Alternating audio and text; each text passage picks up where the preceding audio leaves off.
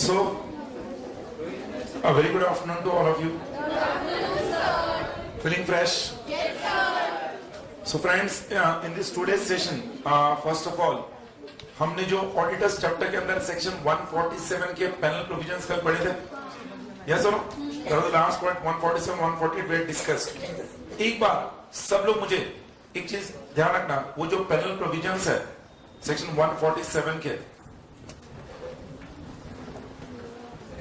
कुछ स्टूडेंट्स उस 147 के अंदर जो अलग सेक्शंस दिए उसको लेकर कंफ्यूज हो गए। फॉर एग्जांपल, पैनल प्रोविजंस में हमने देखा था, first is penalty on the company under section 139 to 146। मतलब क्या, मैंने कहा था सेक्शन 139 टू 146 के तहत किसी कंपनी ने कॉन्ट्रावेंशन किया है तो कंपनी पर पनिशमेंट सेक्शन 147 के सब क्लॉज 1 के तहत लगता है।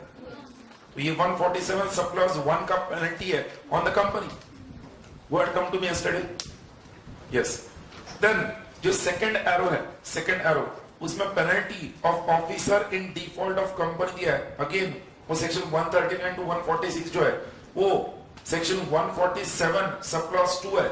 मतलब क्या, कोई भी कंपनी का ऑफिसर इन डिफॉल्ट अगर वो 139 टू 136 के तहत कंपनी कॉन्ट्रावेंशन करती है तो कहीं ना कहीं ऑफिसर ने अपने ड्यूटीज नहीं निभाए, तो इसलिए ऑफिसर को पेनल्टी सेक्शन 147 सब क्लॉज 2 के तहत होता है। कल के हमारे डिस्कशन में हमने देखा था, कंपनी पर जब कंपनी कॉन्ट्रावेंशन करती है तो हमने देखा था कंपनी पर 25,000 से लेके 5 लाख तक का फाइन है। अरे बोलो, जब ऑफिसर इन डिफॉल्ट हम देखते हैं तो वहां पर हमने इम्प्रिजनमेंट और फाइन और बोथ का ऑप्शन देखा था। अरे बोलो, पेनल्टी ऑन ऑडिटर, ये सेक्शन 147 सब क्लॉज 3 और उसके बाद आगे एंड तक है पेनल्टी ऑन ऑडिटर को। तो पेनल्टी ऑन ऑडिटर में हमने देखा था सेक्शन 139, 143, 144 एंड 145, ये वो 4 सेक्शंस है। उन 4 सेक्शंस में से किसी भी एक सेक्शन का कॉन्ट्रावेंशन ऑडिटर करता है तो ऑडिटर पर पेनल्टी है। और एक चीज ध्यान रखना, जब मैं ऑडिटर यहां पे कह रहा हूं तो सेक्शन 148 के तहत जो कॉस्ट ऑडिटर है वो भी इसमें आता है। 148 में क्लियरली दिया है, for contravention of section 148 penalty is under 147।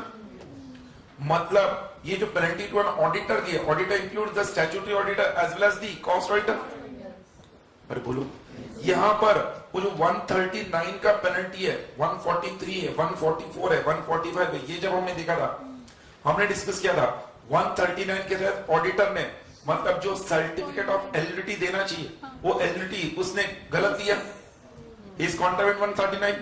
143 के तहत जो ऑडिटर है उसने अपने बोलो ड्यूटीज जो निभाने चाहिए थे 143 में सेक्शन 1 सब क्लॉज 1 से लेके सब क्लॉज 15 तक 143 powers and duties of auditor ना, तो ऑडिटर ने अपनी ड्यूटीज नहीं निभाए। जो ऑडिट रिपोर्ट जिस तरह से ड्राफ्ट होना चाहिए था नहीं ड्राफ्ट किया। 144 में ऑडिटर किसी कंपनी का ऑडिटर होने के बावजूद वो प्रोहिबिटेड सर्विसेज दे रहा है, बैड माफिया इन इंडिया, याद है?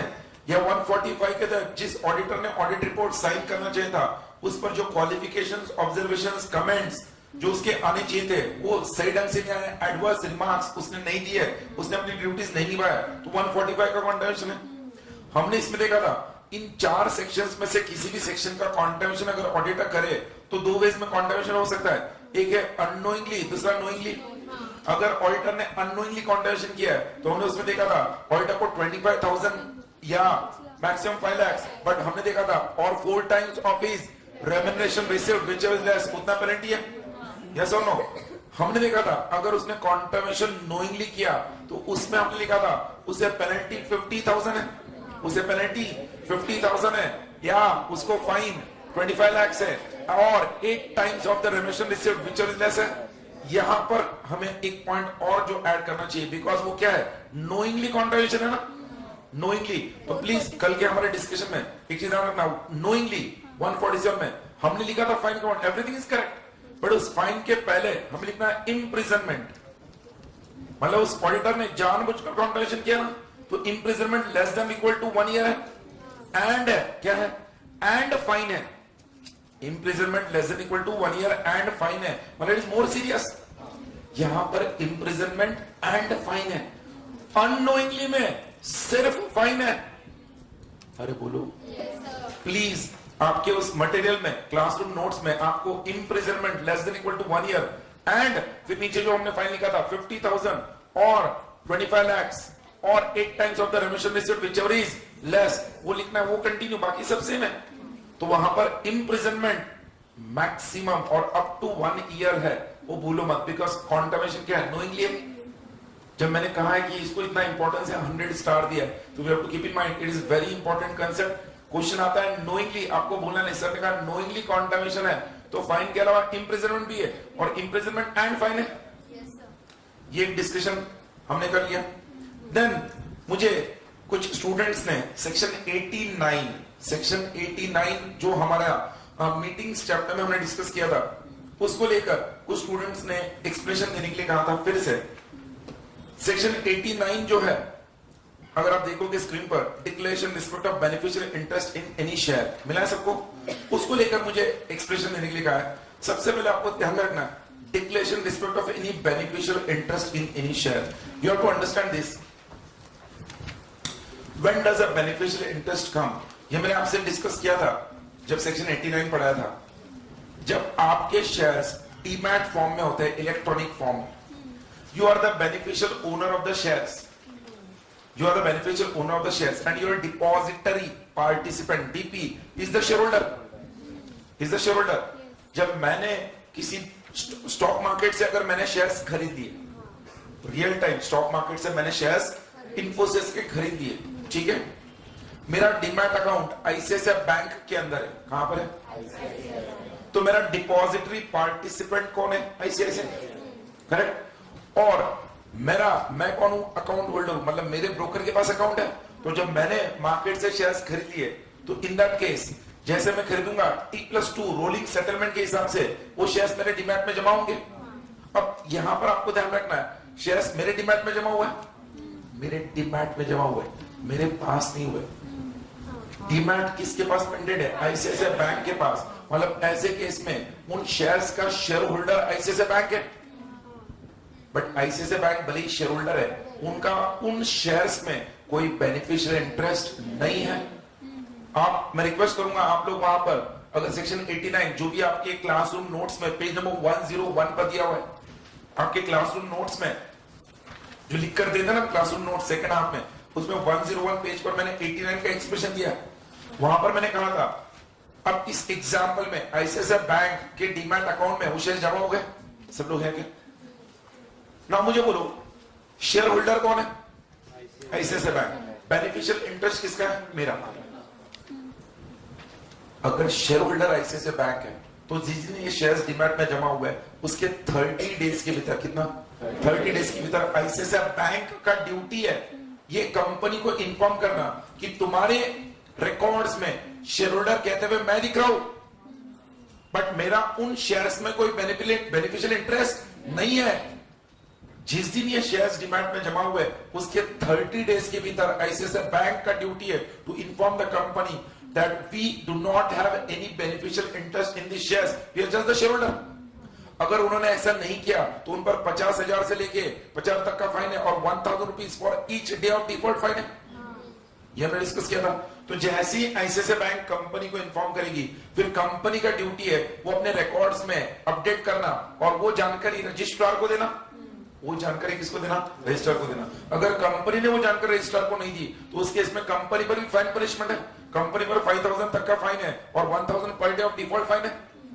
अरे बोलो भाई, तो वो जो सेक्शन कौन सा 89 है, जहां पर वो जो शेयर होल्डर है जिसका बेनिफिशियल इंटरेस्ट है उसे इन्फॉर्म नहीं करना, जो शेयर होल्डर है उसे इन्फॉर्म करना।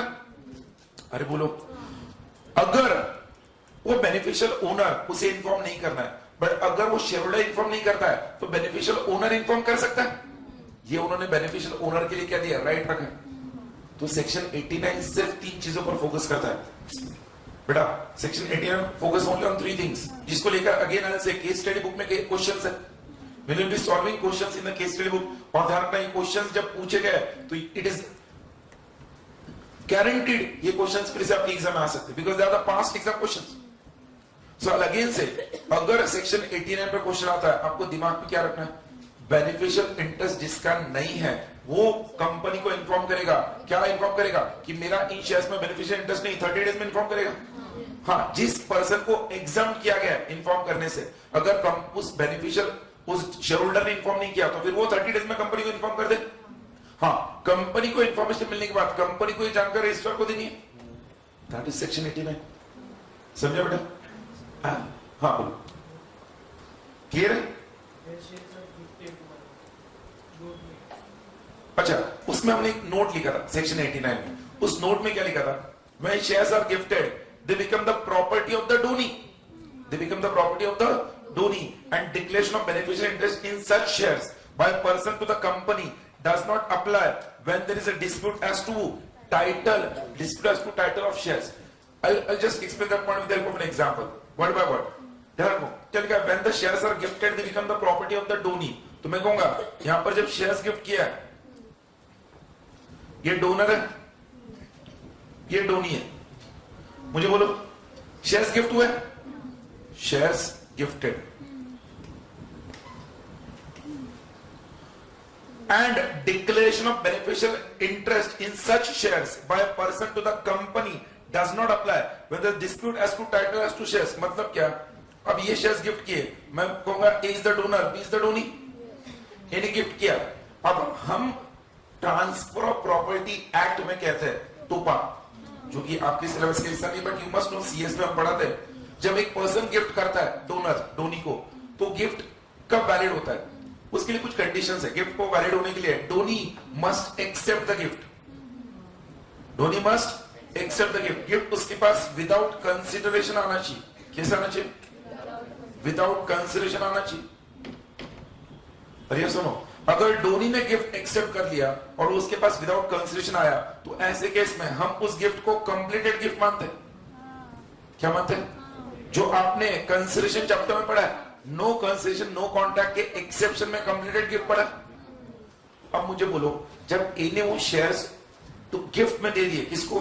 बी को, तो शेयर्स बी के पास है, गिफ्ट में आ गए, शेयर्स बी के पास है। उन्होंने कहा अब इस केस में उन शेयर्स के ऊपर बेनिफिशियल इंटरेस्ट बी का, बट जब ए ने गिफ्ट किया, जो शेयर्स हम गिफ्ट करते हैं उनका रजिस्ट्रेशन करना पड़ता है। बी को अपने नाम से रजिस्टर करना पड़ेगा ना, बी को अपने नाम से रजिस्टर करना पड़ेगा। अरे यस और नो? इस दौरान मान लो ए का डेथ हुआ, बी रजिस्टर करे, उससे पहले ए डाइड, ए का डेथ हुआ। अब ए के लीगल हेयर्स जो है, ए के लीगल हेयर्स इस बात को चैलेंज कर रहे हैं कि ये गिफ्ट में दिए हुए शेयर्स वो ए ने अपने मर्जी से दिए ही नहीं।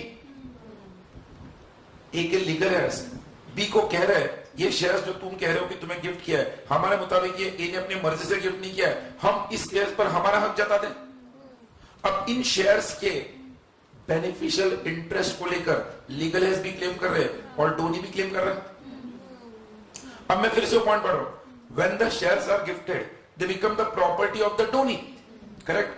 And declaration of beneficial interest in such shares by a person to the company does not apply when there is a dispute as to title of those shares. फिर ऐसे केस में कंपनी को आप डिक्लेरेशन देने की जरूरत नहीं है अगर इन शेयर्स को लेकर डिस्प्यूट कोर्ट में पेंडिंग है। हम कहते हैं भैया जिस दिन गिफ्ट हुआ फिर उसके 30 डेज में इन्फॉर्म करना है, बट आपको इस केस में 30 डेज में इन्फॉर्म करने की जरूरत नहीं है, बिकॉज उन गिफ्टेड शेयर्स को लेकर डिस्प्यूट चल रहा है। तो जिस दिन डिस्प्यूट रिजॉल्व होगा कोर्ट में, उसके बाद 30 डेज में इन्फॉर्म करना है। बिकॉज अगर ये कंडीशन नहीं होती, 30 डेज में इन्फॉर्म नहीं किया, तो पेनल्टी अप टू 50,000 है। अरे यस और no? So that was the point. Clear? Section 89 we have discussed and I will so comparison के सारे प्रोविजंस हमने डिस्कस किए। Whatever you had doubt in your mind, right from section 1 से लेके 148 तक सब डिस्कशन हो गया। हमने निगोशिएबल इंस्ट्रूमेंट एक्ट का भी डिस्कशन किया था। निगोशिएबल इंस्ट्रूमेंट एक्ट को लेकर फटाफट अब मैं जो इंपॉर्टेंट हमने जो लास्ट टाइम डिस्कशन किया था हमारे सेशन में, हमने नंबर 1 डिस्कस किया था कि निगोशिएबल इंस्ट्रूमेंट का मीनिंग क्या है। फिर हमने देखा था निगोशिएबल इंस्ट्रूमेंट एक्ट के कैरेक्टरिस्टिक फीचर्स क्या है। फिर हमने holder in due course concept देखा था। फिर हमने देखा था होल्डर इन ड्यू कोर्स को काफी प्रिविलेजेस मिलते हैं, राइट्स मिलते हैं। होल्डर इन ड्यू कोर्स को जो प्रिविलेजेस और राइट्स मिलते हैं, उन राइट्स में से जो 9 प्रिविलेजेस मिलते हैं, उन 9 प्रिविलेजेस में से कुछ 4 प्रिविलेजेस और 4 एक्सेप्शंस हमने देखे थे। जो 4 प्रिविलेजेस के अंदर 4 एक्सेप्शन देखे थे, उस 4th एक्सेप्शन में हमने not negotiable crossing, forgery, 100 recourse endorsement, 100 free endorsement वो भी देख लिया था, एंड निगोशिएशन बैक वहां तक डिस्कस किया था। उसके बाद हमने एस्क्रो देखा था, एस्क्रो के साथ साथ हमने इनकॉर्पोरे इंस्ट्रूमेंट के बारे में पढ़ा था। So out of the 9 privileges हमने 6 प्रिविलेज देख लिए, 6 प्रिविलेज देख लिए थे।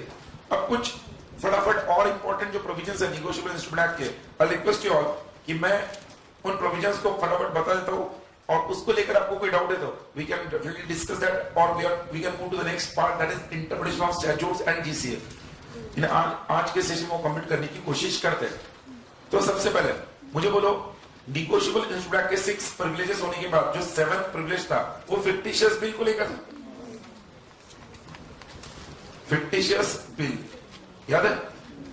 फिक्टिशियस बिल्स को लेकर हमने एक कंसेप्ट पढ़ा था, ambiguous instrument and fictitious instrument.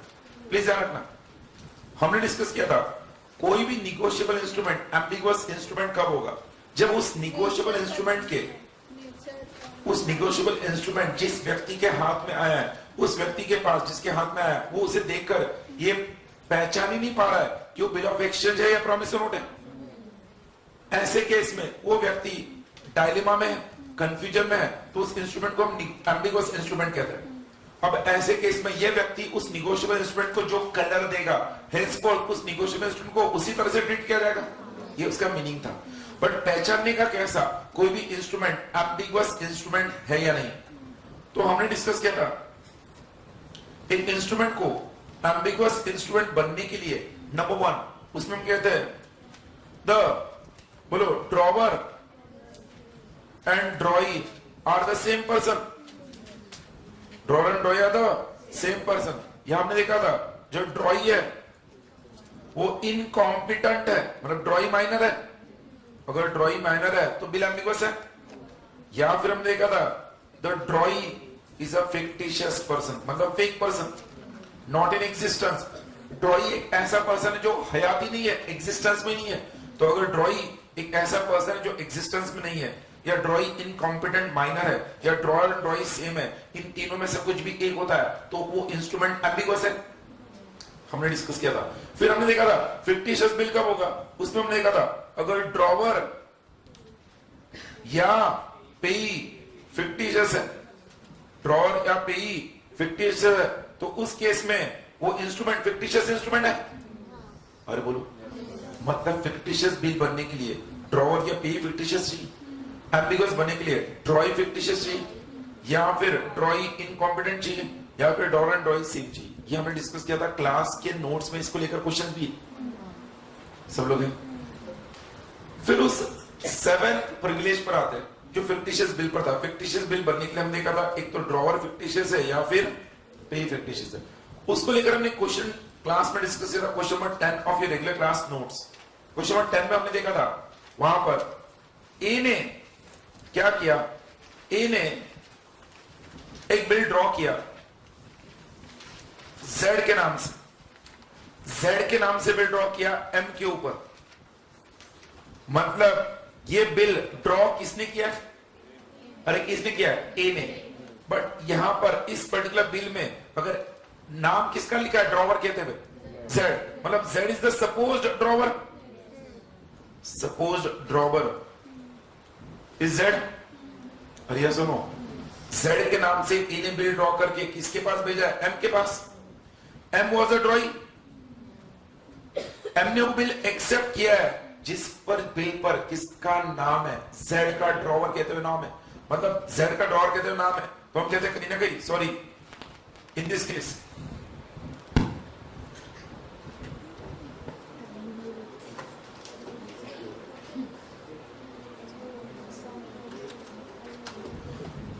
हम लोग डिस्कस करते हैं यहां पर Z के नाम से ड्रॉ किया है, तो the supposed drawer is A, Z is the fictitious drawer.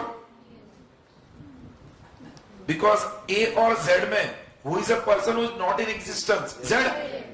A तो एग्जिस्टेंस में ना, तो Z is a fictitious drawer and A is the supposed drawer।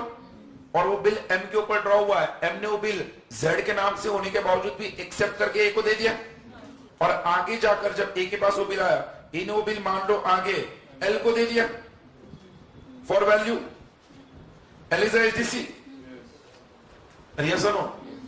Alphabets A B C D हो सकते हैं, दो एग्जांपल समझो। कुछ इधर देखो, तो यहां पर इस केस में ए ने वो एल को दे दिया, एल इज एचडीसी। अब एल अगर ये ड्यू डेट पर एम के पास जाकर एनफोर्स करा सकता है क्या, ये सवाल पूछा गया। तो यहां पर हम प्रिविलेज नंबर 7 कहते हैं, इन case of a fictitious bill, if the SDC is able to prove that the signature of the supposed drawer, and the first endorsement made was in the same handwriting. First endorsement A ने L को किया था, so the first endorsement and signature of the supposed drawer are in the same handwriting. अगर SDC prove कर देगा, SDC can enforce this bill on the drawing. तो उस bill के वैलिडिटी को लेकर प्रिविलेज नंबर 7 में हमने क्वेश्चन देखा था। अरे बोलो भाई। Then privilege number 8 and 9, privilege number 8 and 9 को लेकर कंबाइंड आपके क्लासरूम नोट्स में ही क्वेश्चन नंबर 12 था, जिस क्वेश्चन नंबर 12 में अगेन अल्फाबेट्स इधर उधर हो सकते हैं, जे के एल, मैं जे के एल लेता हूं, एबीसी लेता हूं, ए नाम का एक पर्सन के ऊपर बी नाम का एक दूसरा पर्सन बिल ड्रॉ करता है, तो B is the drawer, A is the drawee. जो ए बी के बिल को एक्सेप्ट करता है वो बी के अकोमोडेशन के लिए एक्सेप्ट करता है। अरे बोलो, किसके लिए? बी के अकोमोडेशन के लिए। मतलब इस केस में ए उसे क्या करेगा? एक्सेप्ट करेगा और ए बी को देगा, सॉरी ए एक्सेप्ट करेगा, ए बी को देगा।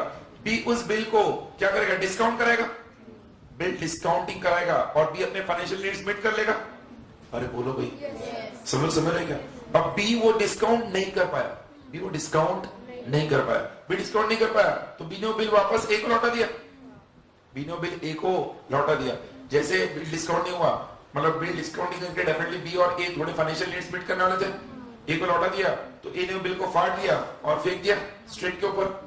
अब वो बिल फट के जब फाड़ के ए ने स्ट्रीट पर फेंक दिया, बी ने उस स्ट्रीट पर से उस बिल को उठा लिया, बी ने उसे उठा लिया और बी ने उस बिल को आगे एंडोर्स किया सी को, सी ने आगे एंडोर्स किया किसी और पर्सन को, और फाइनली वो के हाथ में आया। फॉर एग्जांपल के हाथ में आया, के इज एचडीसी। वो बिल इस तरह से बी ने फोल्ड करके चिपका कर एंडोर्स किया था कि ऐसे लग रहा था कि वो एक वैलिड नेगोशिएबल इंस्ट्रूमेंट है। जब के ड्यू डेट पर इस बिल के तहत ए के पास गया तो ये कहा ये बिल तो मैंने ऑलरेडी फाड़ दिया था, तो सवाल ये पूछा गया क्या के ए को लायबल कर सकता है क्या? तो yes, the answer was yes, because in this case privilege number 8 और प्रिविलेज नंबर 9 दोनों आता है। प्रिविलेज नंबर 8 आता है कि एक ड्रॉई ने, व्हाट वाज दैट पॉइंट?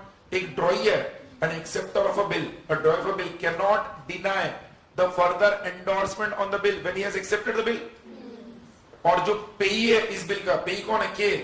पेई has a right to record the bill if he has obtained the bill in good faith. ऐसा privilege number 8 and privilege number 9 को कंबाइंड लेके क्वेश्चन नंबर 12 था। Question number 12 again question asked in the exam for 8 marks, 8 mark के लिए पूछा question हो, question number 12। But मैंने कहा प्रिविलेज नंबर 8 एंड 9 का इंडिविजुअल क्वेश्चन नहीं आता, इट इज कंबाइंड इफेक्ट। अरे बोलो भाई, तो that was the 9th, 8th and 9th privilege we discussed in the regular class. 9 privileges of HDC हमने डिस्कस किए थे। फिर हमने कुछ अलग अलग क्लासिफिकेशन ऑफ नेगोशिएबल इंस्ट्रूमेंट देखे थे, जिसमें मैंने आपको कहा था demand instrument, order instrument, then I discussed with you time instrument, then I discussed with you bearer instrument, then I discussed with you inland instrument, foreign instrument. I hope inland instrument सबको याद है। एक instrument inland कब बनता है? Inland बनने के लिए उसके लिए हम कहते हैं कंडीशन नंबर 1 है, मैंडेटरी कंडीशन है, the bill must be drawn in India, number 1। और याद है एबीसी, एबी और एसी, तो इनलैंड इंस्ट्रूमेंट बनने के लिए bill must be drawn in India, drawn in India. And कह के हम आगे कहते हैं drawee is a person resident in India और bill is payable in India. अरे बोलो, मैंने आपको रेगुलर क्लास में इस तरह से लिखकर कहा था, ये अगर कंडीशन ए है, ये बी है और ये सी है, तो ऐसे केस में किसी भी इंस्ट्रूमेंट को इनलैंड इंस्ट्रूमेंट बनना है तो it has to be A B C, it has to A B, it has to be A C. इन तीनों में से एक होना चाहिए। मतलब इनलैंड इंस्ट्रूमेंट बनने के लिए the bill must be drawn in India, ये कंपलसरी है। हाँ, it can be either payable in India or the drawing can be a person resident India, दोनों में से एक फुलफिल हुआ तो भी चलेगा। अगर इन तीनों के अलावा कोई और कंडीशन फुलफिल हो रही है तो ऐसे केस में इनलैंड नहीं, वो क्या है, फॉरेन इंस्ट्रूमेंट है। ये मैंने डिस्कस किया था। फिर हमने कंसेप्ट देखा था अकोमोडेशन बिल। क्या देखा था? Accommodation bill section 43 accommodation bill, जिसमें हमने देखा था जो अकोमोडेशन बिल होता है उसमें जो पार्टी अकोमोडेट करता है उसको हम कहते हैं अकोमोडेटिंग पार्टी, और जिसको वो अकोमोडेट करता है उसको कहते हैं अकोमोडेटेड पार्टी। तो अकोमोडेशन बिल में हमने देखा था एक्स और वाई में एक अकोमोडेशन बिल के तहत दोनों अकोमोडेटिंग एंड अकोमोडेटेड पार्टी थे। अब अगर अकोमोडेटेड पार्टी वाई है, मतलब बिल वाई ने ड्रॉ किया एक्स के ऊपर, अरे सुनो, एक्स ने एक्सेप्ट करके वाई को दिया। Accommodation bill is always without consideration. तो ये बिल जो वाई ने ड्रॉ किया था एक्स पर, अगर ड्यू डेट पर एक्स ऑनर ना करे तो Y has got no right against X. Y X को लायबल नहीं कर सकता। Accommodated parties do not have any right against each other. But ये अकोमोडेशन बिल ड्यू डेट पर जब ये ड्यू हो गया, वाई ने उस बिल को आगे ए को एंडोर्स कर दिया ऑन मैच्योरिटी। मैच्योरिटी पर एंडोर्स किया है फॉर कंसिडरेशन। ए ने उसे गुड फेथ में लिया बिकॉज मैच्योरिटी पर वो बिल 48 घंटे तक वैलिड होता है। ए ने वो बिल लेकर ए एक्स के पास गया।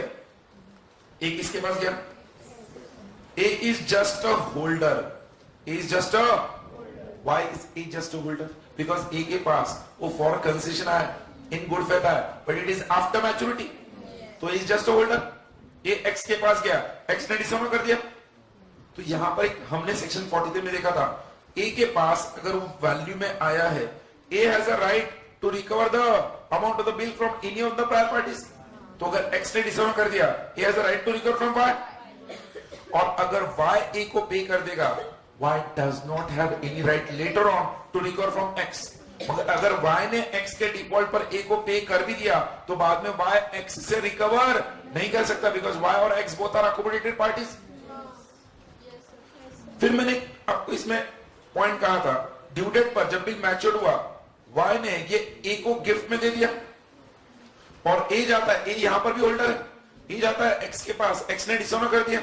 और इस केस में अब ए किसी को रिकवर लायबल कर सकता है? The answer is no, because accommodation bill is always without concession. और ये तब तक अकोमोडेशन बिल बना रहेगा, तब तक पार्टीज को कोई राइट नहीं है जब तक उस पर्टिकुलर बिल पर इट इज ट्रांसफर्ड और एंडोर्स्ड विद कंसिडरेशन। अगर एक बार उस अकोमोडेशन बिल को फर्दर ट्रांसफर किया गया विद कंसिडरेशन, उसके बाद उसका फर्दर स्टेटस निगोशिएबल इंस्ट्रूमेंट हो जाता है, ताकि किसी भी व्यक्ति का उसमें नुकसान ना हो। इसलिए सेक्शन 43 था। तो अगर ये ए के पास गिफ्ट में आया, A has got no right. फिर मैंने इसमें आपको एक पॉइंट बताया था, अगर वाई ने ए को वैल्यू में दिया है और उसी ए ने तुरंत ये अगर बी को दे दिया गिफ्ट में, बी एक्स के पास जाता है, एक्स डिसऑनर करता है, तब भी बी के पास राइट है to recover from any prior parties, that is B can recover either from Y और फ्रॉम एक्स। अरे बोलो, जिसके पास से बी को मिला था, बी के उसके खिलाफ राइट नहीं है, बी का राइट सिर्फ वाई और एक्स के खिलाफ है। He can recover from any of the prior parties, बोलो एंडोर्स्ड इट और who were the parties on the bill. अरे मुंह से बोलो भाई, ये हमने सेक्शन 43 में देखा था। इनको तो इंस्ट्रूमेंट डिस्कस, इनलैंड इंस्ट्रूमेंट में डिस्कस। फिर मैंने डिस्कस किया था एक कंसेप्ट जिसमें डिस्कस किया था protection to a paying banker. क्या था? Protection to a paying banker. Paying banker, जो बैंक, मेरा बैंक है, मैंने चेक ड्रॉ किया तो मेरी बैंक उस चेक को ऑनर करेगी। तुम्हारा bank is the paying bank. मैंने जिसको चेक दिया है उसकी बैंक कलेक्टिंग बैंक है, तो मेरी बैंक पेइंग बैंक है, उसकी बैंक कलेक्टिंग बैंक है। पेइंग बैंक हो या कलेक्टिंग बैंकर हो, दोनों को प्रोटेक्शन मिलता है if they have done that payment in due course. Paying bank को प्रोटेक्शन कब मिलता है? जब payment is done in due course, और कलेक्टिंग बैंक को when they have collected that in due course. Payment in due course मतलब क्या? मेरी बैंक ने ध्यान रखना चाहिए the payment is made to the apparent tenor of the instrument, मतलब the holder who has a right to hold it. Number 2, it must be done in good faith. अरे बोलो। Number 3, my bank must have taken proper care, मतलब मेरा signature verify करना चाहिए। अगर कोई भी पेइंग बैंकर ने protection payment in due course किया है, फिर वो ऑर्डर चेक हो, बेरर चेक हो या अकाउंट पे क्रॉस चेक हो, कोई भी चेक हो, पेइंग बैंक को प्रोटेक्शन मिलेगा if they have taken made the payment in due course even though the final amount has got in the wrong hands. मैंने इसमें एक एग्जांपल दिया था, ए का अकाउंट आईसीआईसीआई बैंक में, याद है क्या? और ए ने एक चेक मान लो बी को दिया, जिस चेक पर ए का साइन था, बी का नाम था, it was a order cheque, मान लो बी और ऑर्डर, अमाउंट सब था। बी से वो चेक सी ने चुरा लिया, बी का बैंक एचडीएफसी था या आईसीआईसीआई था, डजंट मैटर, कोई भी बैंक हो, चेक पर साइन किसका था? ए का। बी से वो चेक सी ने चुरा लिया, सो सी हैज स्टोलन इट। उस चेक के पीछे सी ने बी का साइन फोर्ज किया और अपना नाम लिखा, और सी ने वो चेक अपने बैंक एसबीआई में जमा किया। SBI is a collecting bank. SBI के पास जब जमा हुआ, एसबीआई ने देखा क्या सी के नाम से चेक है, एसबीआई ने देखा लास्ट एंडोर्समेंट सी के पास है, SBI send that in clearing. Clearing में जब गया, आईसीआईसीआई बैंक के उस चेक के ऊपर ए का सिग्नेचर देखा, ए का सिग्नेचर वैलिड था, ICICI bank made the payment because they have done the payment in due course. ऐसे केस में क्वेश्चन ये पूछा गया था, whether B can make A's bank liable, whether B can make A's bank liable or whether B can make C's bank liable. B cannot make either A's or neither A nor C's bank liable. A's bank is the paying bank, C's bank is the collecting bank. Collecting bank का सिर्फ ये duty है देखना कि जिसके ब्याह पर वो कलेक्ट कर रहे हैं क्या वो उनका अकाउंट होल्डर है, और पेइंग बैंक का ड्यूटी है टू मेक श्योर दैट अगर वो पेमेंट फोर्जरी से नहीं होना चाहिए, सिग्नेचर बराबर वेरीफाई होना चाहिए। अरे बोलो भाई, याद है क्या सब? पक्का? फिर मैंने इसमें डिस्कस किया था एक पॉइंट, सेक्शन 85 जो था non presentment of a cheque within a reasonable time. मैंने एग्जांपल दिया था कि मैंने मान लो गौरी को चेक दिया 10,000 का और उसे कहा तुम 31 जैन से पहले इस चेक को प्रेजेंट करो। मैंने उसे टाइम लिमिट दी दिया। अगर हम चेक देते और टाइम लिमिट नहीं देते तो उस पर्सन को चेक को प्रेजेंट करने के लिए 3 महीना मिलता है, cheque is valid for 3 months. But मैंने गौरी को चेक देकर कहा 31 जैन से पहले प्रेजेंट करो। गौरी 3 फरवरी को बैंक में गई प्रेजेंट करने, आफ्टर ड्यू डेट, मैंने दिए हुए टाइम लिमिट के बाद, और पता चला बैंक 2 फरवरी को ही क्या हो गई है, बैंकक्रप्ट हो गई है। ऐसे केस में मेरी liability towards Gauri is absolved, I am not liable, I am discharge from my liability, but now Gauri will be the unsecured creditor of the bank and she will recover whatever amount she can from the bank's assets. ये हमने point देखा था। फिर इसी में point modify किया था, अगर मैंने चेक गौरी को दिया और उसे कहा 31 जैन के पहले प्रेजेंट करो, Gauri went in the bank on 27th of Jan, 28th of Jan, and when she went in the bank she came to know that 2 days before only on 24 Jan the bank went bankrupt. In this case my liability towards Gauri is not discharged, I continue to be liable to her. मतलब non presentment of cheque within a reasonable time में अगर नहीं होता है, with in reasonable time नहीं होता है, तो the drawer is discharge from his liability towards the drawee, sorry the payee, the holder. But if it is presented within reasonable time, in that case drawer is not discharge from his liability. ये हमने discuss किया था, याद है? Then हमने इस particular chapter में discuss किया था बीच of the various circumstances when a cheque can be refused to be honoured by bank. जब स्टेल चेक होता है, जब सिग्नेचर मिसमैच होता है, जब अकाउंट क्लोज होता है, जब गार्निशी ऑर्डर आता है, कोर्ट का गार्निशी ऑर्डर, कोर्ट ने उस अकाउंट को फ्रीज किया है, याद है क्या? या फिर कस्टमर ने स्टॉप पेमेंट का इंस्ट्रक्शन दिए। ऐसे अलग अलग सर्कमस्टेंसेस देखे थे जहां पर bank can refuse to honour a cheque, याद है क्या? पक्का? मैंने कहा था on the various grounds on which bank can refuse to honour a cheque, various grounds. फिर उसके बाद हमने एक कंसेप्ट देखा था मटेरियल अल्टरेशन। मटेरियल मतलब सिग्निफिकेंट, अल्टरेशन मतलब चेंज। मैंने उसमें डिस्कस किया था, अगर कोई पर्सन है वो उस निगोशिएबल इंस्ट्रूमेंट को इस तरह से अल्टर करता है जिससे उस निगोशिएबल इंस्ट्रूमेंट के कैरेक्टरिस्टिक फीचर्स क्या हो, चेंज हो जाए, या उस निगोशिएबल इंस्ट्रूमेंट पर से पर्सन की राइट और लायबिलिटी चेंज हो जाए, तो उस अल्टरेशन को मटेरियल अल्टरेशन मानेंगे.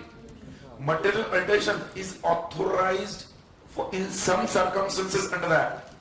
The authorized material alterations are converting a bearer check into order check, converting an inchoate instrument into a complete instrument, converting a order check into cross check. अरे बोलो भाई. Various material alterations को हमने देखा था. Any other material alteration made with the consent of the other party. अगर कोई material alteration किया गया है जिसमें other party का consent नहीं था, what is the effect of material alteration? The material alteration made without the consent of other party, that will render that instrument void, और उस person की liability उस पर से खत्म हो जाती है. इसको लेकर हमने एक एग्जांपल डिस्कस किया था. एक बिल था जिसका होल्डर ए था. उस बिल को ड्रॉ किया था बी ने किसी ड्रॉइंग के ऊपर, और बी ने वो बिल आगे पीटर विलियम्स को एंडोर्स किया था. पीटर विलियम्स ने वो बिल जॉन रोज़ेरियो को एंडोर्स किया था. जॉन रोज़ेरियो ने बिल राइट को एंडोर्स किया था, और राइट ने वो बिल ए को एंडोर्स किया था. अब इस केस में नाम अदल बदल हो सकता, भावनाओं को समझो. राइट आगे हो गया पीछे हो, यहां पर एग्जांपल इंपॉर्टेंट है. तो अगर ए एंडोर्सी है, right was the endorser, A due date पर ड्रॉइंग के पास जाए उससे पहले ए को ये जो बिल मिला फाइनली, तो ए ने राइट को पूछे बगैर इस बिल पर जॉन रोज़ेरियो और पीटर विलियम्स का नाम कट कर दिया. अगर ए को ऐसा करना था, दोनों का नाम कैंसिल करना था, तो वो मटेरियल अल्टरेशन है. ऐसा करने से पहले उसने राइट, जिसका राइट अफेक्ट हो सकता है, उसका कंसेंट लेना जरूरी था. ए ने ऐसा नहीं किया और ए ने दोनों का नाम कट कर दिया. ड्यू डेट पर ए गया ड्रॉई के पास, ड्रॉई ने डिसऑनर किया. Now the question comes whether A can recover from right. The answer is A can not recover. The endorser, section 40 देखा था. Endorser is discharge from his liabilities to the endorsee. Endorser is discharged from liability to the endorsee if the endorsee has done any material alteration without his consent. फिर उस material alteration में हमने एक और point देखा था. Any accident will not make that instrument invalid. Material alteration उसे माना जाए. Accident की वजह से एक negotiable instrument का character change हुआ, तो उसको material alteration नहीं मानते, because हम material alteration के definition में क्या कहते हैं, जो अल्टरेशन से उस निगोशिएबल इंस्ट्रूमेंट की कैरेक्टरिस्टिक फीचर चेंज होते हैं, राइट्स और लायबिलिटीज अफेक्ट होते हैं, वो मटेरियल अल्टरेशन है. बट एक्सीडेंट की वजह से अगर वो चेंज हुआ है तो उसको मटेरियल अल्टरेशन नहीं मानते. उसमें मैंने कहा था प्रॉमिसरी नोट्स थे, और प्रॉमिसरी नोट्स जेब में रहते हैं, और फिर वो कपड़े धुलाई करने गए, धुल कर आए, तब वो प्रॉमिसरी नोट्स के अंदर सिर्फ नंबर्स को छोड़ के बाकी सब कुछ मिसिंग था. नंबर्स इंटैक्ट होने से उसको एक वैलिड प्रॉमिसरी नोट माना गया. Yes or no? और accident will not make that an invalid promissory note. अरे बोलो. ये हमने डिस्कस किया था मटेरियल अल्टरेशन में. फिर हमने देखा था डिसऑनर ऑफ चेक. क्या डिस्कस किया था? Dishonour of cheque. The second last important point I can say from this chapter. Second last, third last. Dishonour of cheque में हमने देखा था, अगर एक व्यक्ति चेक डिसऑनर करता है, अगर चेक डिसऑनर उसकी वजह से नहीं हुआ, बैंक ने किया. किसने किया? बैंक ने डिसऑनर किया. बैलेंस होने के बावजूद बैंक ने डिसऑनर किया, तो बैंक के खिलाफ विंडिक्टिव और एग्जाम्पल डैमेजेस थे, तो ड्रॉई बैंक इज लायबल. बट अगर एक पर्सन ने अपने अकाउंट में सफिशिएंट बैलेंस ना होने की वजह से उसका चेक डिसऑनर हुआ है, तो ऐसे ड्रॉवर के ऊपर क्रिमिनल पनिशमेंट है up to 2 years and twice the amount of the cheque. उसको पेनल्टी है. अरे बोलो. बट किसी भी पर्सन को क्रिमिनली लायबल करने के लिए सेक्शन 138 के तहत criminal punishment for dishonour of cheque को लायबल करने के लिए there are some 6 conditions. Condition number 1, आपको ये प्रूव करना पड़ेगा जो चेक डिसऑनर हुआ है, it is due to insufficiency of funds. Due to insufficiency of funds. Number 2, जो चेक डिसऑनर हुआ है, it is for a legally enforceable डेब्ट. लीगली एनफोर्सेबल डेब्ट मतलब वाकई में जिसके तहत आपको उससे पैसा आने का अधिकार था. नंबर 2. नंबर 3, हमने देखा था जो चेक डिसऑनर हुआ है, वो डिसऑनर होने से पहले वो प्रेजेंट किया गया था within a reasonable time और the period of validity given whichever is earlier. 3 condition कौन से मैंने बताया? Number 1, cheque is dishonour due to insufficiency of funds. Number 2, legally enforceable डेब्ट था.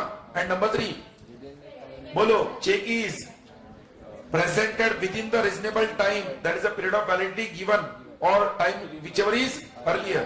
Number 4, जिस दिन चेक डिसऑर्डर हुआ, आपको उस हम कह सकते हैं होल्डर को जैसे ही पता चला, holder must inform the drawer within 30 days of receiving notice, or after that the drawer of the check will get extra 15 days to make the payment. Once he receives that notice that the check is disordered, then after expiry of 15 days still the check is not paid, then the holder gets a time limit to file a suit against the drawer within 1 month from the date of default. अगर ये 6 conditions fulfil हुए, that is 1 month के अंदर drawer को inform करना, drawer को 15 days मिलना, 15 days में पे ना करने पर होल्डर ने 1 मंथ में कोर्ट में सूट फाइल करना, अगर ये सारे 6 कंडीशन फुलफिल हुए तो हम उस ड्रॉवर ऑफ चेक को डिसऑर्डर ऑफ चेक के लिए क्रिमिनली लायबल कर सकते हैं। याद है क्या? फिर हमने इसको लेकर एक सेक्शन देखा था, सेक्शन 142, कि अगर हम किसी पर्सन को डिसऑर्डर ऑफ चेक के तहत क्रिमिनल लायबल करना चाहते हैं, उसके खिलाफ कोर्ट में केस करना चाहते हैं, तो कौन से कोर्ट में केस करेंगे? What is the jurisdiction of the court where the suit must be filed? तो हमने इसको लेकर डिस्कशन किया था, तो अमेंडमेंट था jurisdiction of the court. Cheque एक तो ऑर्डर बेरर चेक हो सकता है या फिर चेक क्रॉस चेक हो सकता है। हमने देखा था अगर मान लो वो चेक ऑर्डर या बेरर चेक है, या अगर वो चेक क्रॉस चेक है, अगर वो क्रॉस चेक है, अगर वो क्रॉस चेक है, तो वो जो होल्डर ऑफ द चेक था, होल्डर ऑफ द चेक था जिसने अपने बैंक अकाउंट में चेक जमा किया था, क्रॉस चेक अगर बाउंस हो गया तो होल्डर जिस सिटी में, होल्डर का जिस सिटी और जिस ब्रांच में उसने वहां पर वो चेक डिपॉजिट किया था, वो उसी जुरिसडिक्शन ऑफ कोर्ट में सूट फाइल करेगा जहां पर होल्डर अपना बैंक अकाउंट मेंटेन कर रहा है। करेक्ट? द पेई ऑफ द चेक, पेई ऑफ द चेक जिस बैंक अकाउंट में, जिस सिटी में अपना अकाउंट मेंटेन कर रहा है, उसी सिटी के जुरिसडिक्शन ऑफ कोर्ट में सूट फाइल करेगा। बट अगर वो चेक ऑर्डर चेक या बेरर चेक है और वो बाउंस हो गया, तो जहां पर ड्रॉअर ऑफ द चेक जिस जुरिसडिक्शन ऑफ कोर्ट में अपना अकाउंट मेंटेन कर रहा है, वहां पर वो सूट फाइल होगा। अरे बोलो भाई। फिर हमने देखा था ये नॉर्मल केस है, बट अगर हमें सूट फाइल करना है और ऑलरेडी उस पर्टिकुलर ड्रॉअर के ऊपर किसी एक पर्टिकुलर कोर्ट में केस चल रहा है, फिर हमारा वो क्रॉस चेक है या ऑर्डर बेरर चेक है, डजंट मैटर, वो सूट सारे ऑटोमेटिकली उस पर्टिकुलर कोर्ट में शिफ्ट होंगे। मैंने आपको कहा था इसको लेकर केस स्टडी 8 मार्क का आ सकता है, because it is a very important point. New amendment है और ये अमेंडमेंट को लेकर अभी तक केस स्टडी पूछा नहीं हुआ। They can ask you, they can give you a situation, और सिचुएशन के बाद नीचे 3-4 क्वेश्चन देंगे। What if the payee had an account, the jurisdiction of the court of the payee was this, the jurisdiction of the court of the drawer was this, and what if already a suit was pending in this court? इसको लेकर अलग-अलग questions आपको पूछे जा सकते हैं। मैंने class में भी कहा है आपको। अरे सुनो। Then I'll say इस पर्टिकुलर चैप्टर में एक और सेक्शन था, सेक्शन 44, जो हमने डिस्कस किया था, पार्शियल अब्सेंस और failure of money consideration. Partial absence और failure of money consideration, section 44 miscellaneous provisions में था, जिसमें मैंने डिस्कस किया था कि अगर ए ने बी के ऊपर बिल ड्रॉ किया और बी ने उस बिल को एक्सेप्ट करके दिया 500 रुपए के लिए। बी ने कितने के लिए एक्सेप्ट किया? 500 के लिए। A is the drawer, B is the drawee. Due date पर बी डिफॉल्ट करता है, बी डिफॉल्ट्स, बी डिफॉल्ट्स, तो ए बी के खिलाफ कोर्ट में जाता है और 500 रुपए क्लेम करता है। बी कोर्ट में साबित करता है, माय लॉर्ड मुझे ए के 500 नहीं देने थे, I was liable to A only for 400, हमने बचे हुए 100 रुपीज के लिए एक्स्ट्रा वो चेक इसलिए एक्सेप्ट किया था for the accommodation of A. B ने क्या प्रूव किया? मुझे ए को 400 ही देने थे, ए के अकोमोडेशन के लिए मैंने 100 रुपए ज्यादा का बिल एक्सेप्ट किया। अगर बी ने प्रूव कर दिया that it was only ₹400 for consideration, 100 was without consideration, तो सवाल और आंसर देना होता है। इन दिस केस अगर बी डिफॉल्ट करता है तो A can recover from B is only ₹400, ये बी से पूरा 500 रिकवर नहीं कर सकता। रीजन बीइंग ए और बी में इमीडिएट रिलेशन था। सेक्शन 44 में इंपॉर्टेंट क्या था? ए और बी में इमीडिएट रिलेशन था। वहां पर हमने देखा था when parties stand in immediate relation with each other, when parties stand in immediate relation with each other, then they can recover only that much amount what they have a legal right to recover. अरे बोलो। But फिर मैंने आपको कहा था अगर ये same bill जो बी ने एक्सेप्ट करके ए को दिया है, अगर ए ने वो सी को दिया होता for value, C is a SDC, C has the right to recover the entire 500 from B. But क्योंकि ए और बी में इमीडिएट रिलेशनशिप था, इसको लेकर हमने तुरंत हमारे रेगुलर क्लास में एक क्वेश्चन सॉल्व किया था, question number 11। If not wrong question number 11 जिसमें देखा था पी ने चेक ड्रॉ किया 10,000 का चेक था। देखो क्वेश्चन नंबर 11 है क्या 11 ना PQR जिसमें 10,000 का एक चेक था जिसमें से 7,000 के लिए वो क्या था फॉर कंसेशन एक्सेप्टेड था and 3,000 was for the accommodation. तो इन दैट केस वो डिसऑनर हुआ तो he has the right to recover only 7,000 and not the entire 10,000 because उसमें P एंड O जो R थे वो they were standing in immediate relationship. Immediate relation endorser endorsee का drawer drawee का इनका इमीडिएट रिलेशन होता है। फिर निगोशिएबल इंस्ट्रूमेंट के अंदर आज की मैंने थ्योरेटिकल क्वेश्चंस कुछ डिस्कस किए आपसे। Drawee in case of need acceptor for honour जो एग्जाम में काफी बार पूछा क्वेश्चन है। Drawee in case of need and acceptance for honour कोई बोलेगा काफी देर से मैं बोल रहा हूं। Drawee in case of need and acceptance for honour. पहले drawee in case of need कौन है मैंने इसमें हिंट भी दिया था आपको इसे ब्रेक करना है। Drawee in case of need उसे सिंपल टर्म्स बोला। आप गए आप ड्रॉवर थे आप ड्रॉई के पास गए बिल ऑनर करने बट उस वक्त बिल एक्सेप्ट कराने बट ड्रॉई की उस वक्त फाइनेंशियल पोजीशन सही नहीं थी तो किसी और व्यक्ति ने अपना ड्रॉई कहते हुए एक्सेप्टेंस दे दिया। मतलब मुझे बी से पैसा आना था मैं बी के पास गया बिल ड्रॉ करके उसे एक्सेप्ट कराने बट बी उस पोजीशन में नहीं था एक्सेप्ट करे तो उस बी की मदद के लिए सी आगे आया और सी ने कहा मैं इसे एक्सेप्ट कर रहा हूं तो सी ने बी के नीड में मदद की है तो C is the drawee in case of need. C is the drawee in case of need because C ने एक्सेप्ट ही सी ने किया बट फिर सेम स्टोरी में मैं बी के ऊपर बिल ड्रॉ करता हूं बी उसे एक्सेप्ट करता है बट आगे जाकर बाद में बी की फाइनेंशियल पोजीशन खराब होती एक्सेप्ट किया तब नहीं बाद में बी की फाइनेंशियल पोजीशन खराब होगी ड्यू डेट को अभी भी 2 महीना है और मुझे अब डर लग रहा है कि इसकी पोजीशन आज ही खराब हो गई 2 महीने बाद ये बिल ऑनर कैसे करेगा।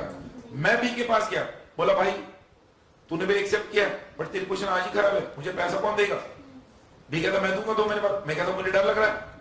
उस वक्त सी आता है सी कहता डोंट वरी अगर बी पे नहीं करेगा तो मैं पे करूंगा तो सी बी के ऑनर के लिए एक्सेप्ट करता है। C becomes acceptor for honour तो acceptance for honour and drawing in case of need दोनों में मैंने फर्क बताया था। ड्रॉइंग केस ऑफ नीड में पहले से ड्रॉई है एक्सेप्टेंस फॉर ऑनर में पहले ड्रॉई बी था बाद में ये बना है।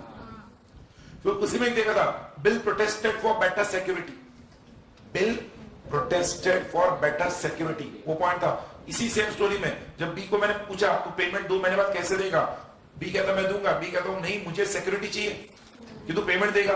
बी कहता है मैं सिक्योरिटी नहीं दूंगा B is not bound to give so. मैं रजिस्ट्रार के पास जाता हूं मैं अथॉरिटी के पास जाता हूं और कहता हूं कि माय लॉर्ड नोटरी पब्लिक के पास जाता हूं उसे कहता हूं ये बी है 2 महीने बाद इसको बिल देना है मेरा बट आज इसकी पोजीशन खराब है ये सिक्योरिटी भी दे नहीं रहा है मुझे इस बिल को प्रोटेस्ट करना है। तो नोटरी पब्लिक एक सर्टिफिकेट इशू करता है और कहता है this bill has been protested for better security. अगर अब ड्यू डेट पर बी डिसऑनर कर दे तो बी के जो भी असेट्स होंगे उन असेट्स में पहला अधिकार मेरा होगा बिकॉज मैंने सबसे पहले प्रोटेस्ट किया था वो बेटर सिक्योरिटी। तो bill protested for better security करने से आपका अधिकार उसके असेट्स पर पहले आ जाता है इसलिए bill protested for better security. याद है ये सब सारे कंसेप्ट हम डिस्कस किए पक्का कर पाओगे आप लॉक कर दूं। ओके निगोशिएबल इंस्ट्रूमेंट एक्ट के बाद आप अगर मुझे पूछोगे interpretation of statutes and general clause act GCL interpretation of statutes में मैंने आपको कहा था why we interpret law. Why we interpret law 2 reasons why we need to interpret law because every law is made out of language and no language is perfect. Every language has some ambiguity or some confusion in it. To overcome that confusion and to understand the true intention of the lawmaker, we need to interpret law. The court has to interpret the law, however unreasonable the law may be. Court को जैसे law है वैसे interpret करना है. Court usually will interpret and give that meaning a grammatical interpretation. But जब grammatical interpretation fail होगा, तो court will go beyond and give a logical interpretation. Interpretation of statutes में हमने देखा था interpretation is done in 4 different ways. There are some primary rules of interpretation, there are some internal aids of interpretation, there are some secondary rules of interpretation, there are some external aids of interpretation. Yes or no? फिर हमने उस chapter के अंदर interpretation और construction का difference देखा था। Difference में मैंने कहा था interpretation is giving plain meaning to the words, construction is giving reading beyond the words. Interpretation जहां पे एंड होगा, कंस्ट्रक्शन वहां से बिगिन होगा। Both however overlap each other. फिर हमने डिस्कस किया था कि जो प्राइमरी रूल्स ऑफ इंटरप्रिटेशन है, इसमें मैं बोलूंगा नहीं, आपको बोलना है। तो कौन सा रूल आता है? Rule of literal construction, one word one meaning, rule of literal construction. फिर मैं कहा था word meaning plus rule of logical या रीजनेबल कंस्ट्रक्शन, याद है क्या? उसका number 3 one word rule of beneficial construction, एक वर्ड है जिसके 2 से ज्यादा मीनिंग है तो rule of beneficial construction. Then 2 provisions conflict with each other, rule of harmonious construction, याद है क्या? उसके बाद the general words will derive their color from the special words, याद है? General words will derive their color from the special word, rule of ejusdem generis. ऐसे 5 primary rules of interpretation थे। I hope you know this.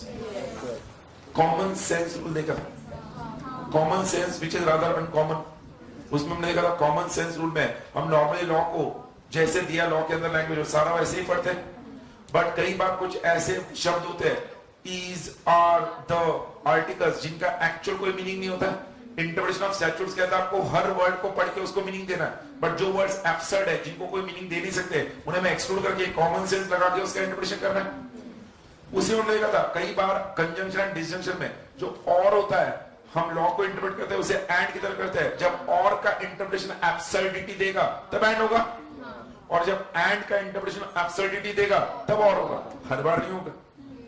ध्यान रखना, common sense rule में हमने देखा था अगर और को वहां पर यूज करने से एब्सर्डिटी इन मीनिंग आ रहा है तो उसका एंड होगा, एंड को यूज करने से एब्सर्डिटी आ रहा है तो और होगा। उसी में हमने देखा था मे, मस्ट एंड शाल, जिसमें देखा था may is a discretionary provision directory in nature, again must is a mandatory provision mandatory in nature, shall may be mandatory और directory in nature. Distinction between mandatory provisions and directory provisions हमने देखा था, याद है क्या? फिर हमने non obstante clause देखा था। Non obstante clause, what is non obstante? Notwithstanding anything contained और notwithstanding anything contained herein the provisions given below will override all provisions of the act. जहां पर भी नॉन ऑब्स्टेंटे लिखा है उसके नीचे जो भी प्रोविजन होगा वो उस एक्ट के किसी भी प्रोविजन को ओवरराइड करेगा। मैंने एग्जांपल दिया था कंपनी लॉ का, जहां पर कहा था कंपनी लॉ में issue of shares at discount है और स्वेट इक्विटी शेयर्स है। स्वेट इक्विटी शेयर्स की शुरुआत होती है notwithstanding anything contained in the provisions of the company act, a company can issue sweat equity shares at discount because issue of shares at discount कहता है no company can issue shares at discount, but sweat equity कहता है notwithstanding anything contained in any of the provisions a company can issue shares at discount sweat equity shares. अरे बोलो। फिर उस non obstante clause में एक point था subject to. Subject to और नॉन ऑब्स्टेंटे एक दूसरे के अपोजिट है। सब्जेक्ट टू में हम कहते हैं subject to the provisions given above and the provisions given below, वो दोनों फुलफिल कर लें। सो जो ऊपर दिया है और जो नीचे दिया दोनों अगर सेटिस्फाई किया तो ही वो वैलिड है। बट नॉन ऑब्स्टेंटे में जो नीचे दिया है वो ओवरराइड करेगा ऊपर के ऊपर की प्रोविजन पर, याद है? फिर हमने इंटरनल एड्स ऑफ इंटरप्रिटेशन देखे थे। इंटरनल एड्स में हमने डेफिनेशन के बारे में देखा था। हमने कहा था डेफिनेशंस यूजुअली जब एक्ट में दिए जाते हैं वो हमें एक्ट के अंदर रिपीटेटिव नेचर के वर्ड्स को अवॉइड करने के लिए जाते हैं। डेफिनेशन से रिपीटेशन बच जाता है। डेफिनेशन अगर मीन्स है तो एग्जॉस्टिव है, डेफिनेशन अगर इंक्लूड्स है तो इंक्लूसिव है, मीन्स एंड इंक्लूड्स है तो वो एग्जॉस्टिव प्लस इंक्लूसिव है। जिसमें मीन्स एंड इंक्लूड्स में मैंने गुड्स का डेफिनेशन दिया था सेल ऑफ गुड्स एक्ट में। सेल ऑफ गुड्स एक्ट में हम कहते हैं goods means all kind of movable property other than actionable claimant money, और फिर कहते हैं includes stocks and shares, growing crops, grass, things attached to and forming part of land which needs to be severed and cut before or after into contract of sale। ये जो definition है मतलब कुछ definition means होते हैं, कुछ includes होते हैं, कुछ मीन्स एंड इंक्लूड्स होते हैं। बुक्स एंड पेपर का डेफिनेशन देखा था, मतलब हमने देखा था ये जो डेफिनेशंस जिस तरह से डिफाइन किए उसके ऊपर से हम इंटरप्रेट कर सकते हैं उसका क्या मतलब है। डेफिनेशन इंटरनल एड होने के बाद फिर हमने और इंटरनल एड देखा था। डेफिनेशन के साथ साथ प्रीएम्बल, प्रीएम्बल ये जो नॉर्मली एक्ट सेक्शन 1 में होता है। प्रीएम्बल हमें उस एक्ट के ऑब्जेक्ट, स्कोप एंड पर्पस को समझाता है। जैसे निगोशिएबल इंस्ट्रूमेंट एक्ट का अगर मुझे प्रीएम्बल पूछोगे तो उन्होंने दिया निगोशिएबल इंस्ट्रूमेंट एक्ट के अंदर the act has been framed to amend the law relating to promissory note, bills of exchange and check. मतलब प्रीएम्बल पढ़ के हमें समझता है कि ये एक्ट का स्कोप क्या है, ऑब्जेक्ट क्या है और पर्पस क्या है. प्रीएम्बल हमें उस पर्टिकुलर एक्ट के कोई प्रोविजंस अगर प्रीएम्बल के कॉन्फ्लिक्ट में है the provisions will override preamble. Preamble के बाद था proviso. Proviso is an exception to the main provision. Exception to the main provision. और प्रोविजो कई बार हम कहते हैं अगर आपके प्रीएम्बल से कॉन्फ्लिक्ट में है तो प्रोविजो ओवरराइड. प्रोविजो के अंदर हमने प्रोविजो देखा, प्रीएम्बल देखा, डेफिनेशन देखा, देन इलस्ट्रेशन जो हम नेगोशिएबल इंस्ट्रूमेंट में देखते हैं. इलस्ट्रेशन किसी भी सेक्शन में होने से इलस्ट्रेशन आपको उस पर्टिकुलर सेक्शन के प्रैक्टिकल लुक देता है और प्रैक्टिकल टच देता है. इलस्ट्रेशन आपके सेक्शन का एम्बिट वाइडन नहीं करता है. इलस्ट्रेशन आपको सिर्फ प्रैक्टिकल लुक देता है, whereas एक्सप्लेनेशन आपके उस पर्टिकुलर सेक्शन को सिंप्लीफाई करता है. Simplify the text of the language. Even expression भी उस पर्टिकुलर सेक्शन को कोई वाइडन नहीं करता है. ये इलस्ट्रेशन एक्सप्रेशन था. सुन रहे हैं सब लोग? ये सब जा रहा है दिमाग के ऊपर से, है ना? सब दिमाग में कुछ याद आता है क्या? ऐसे कुछ डिस्कस किया उतना भी आया तो बहुत है. गंगा ना लिया उतना देख लिया, उतना भी याद आया.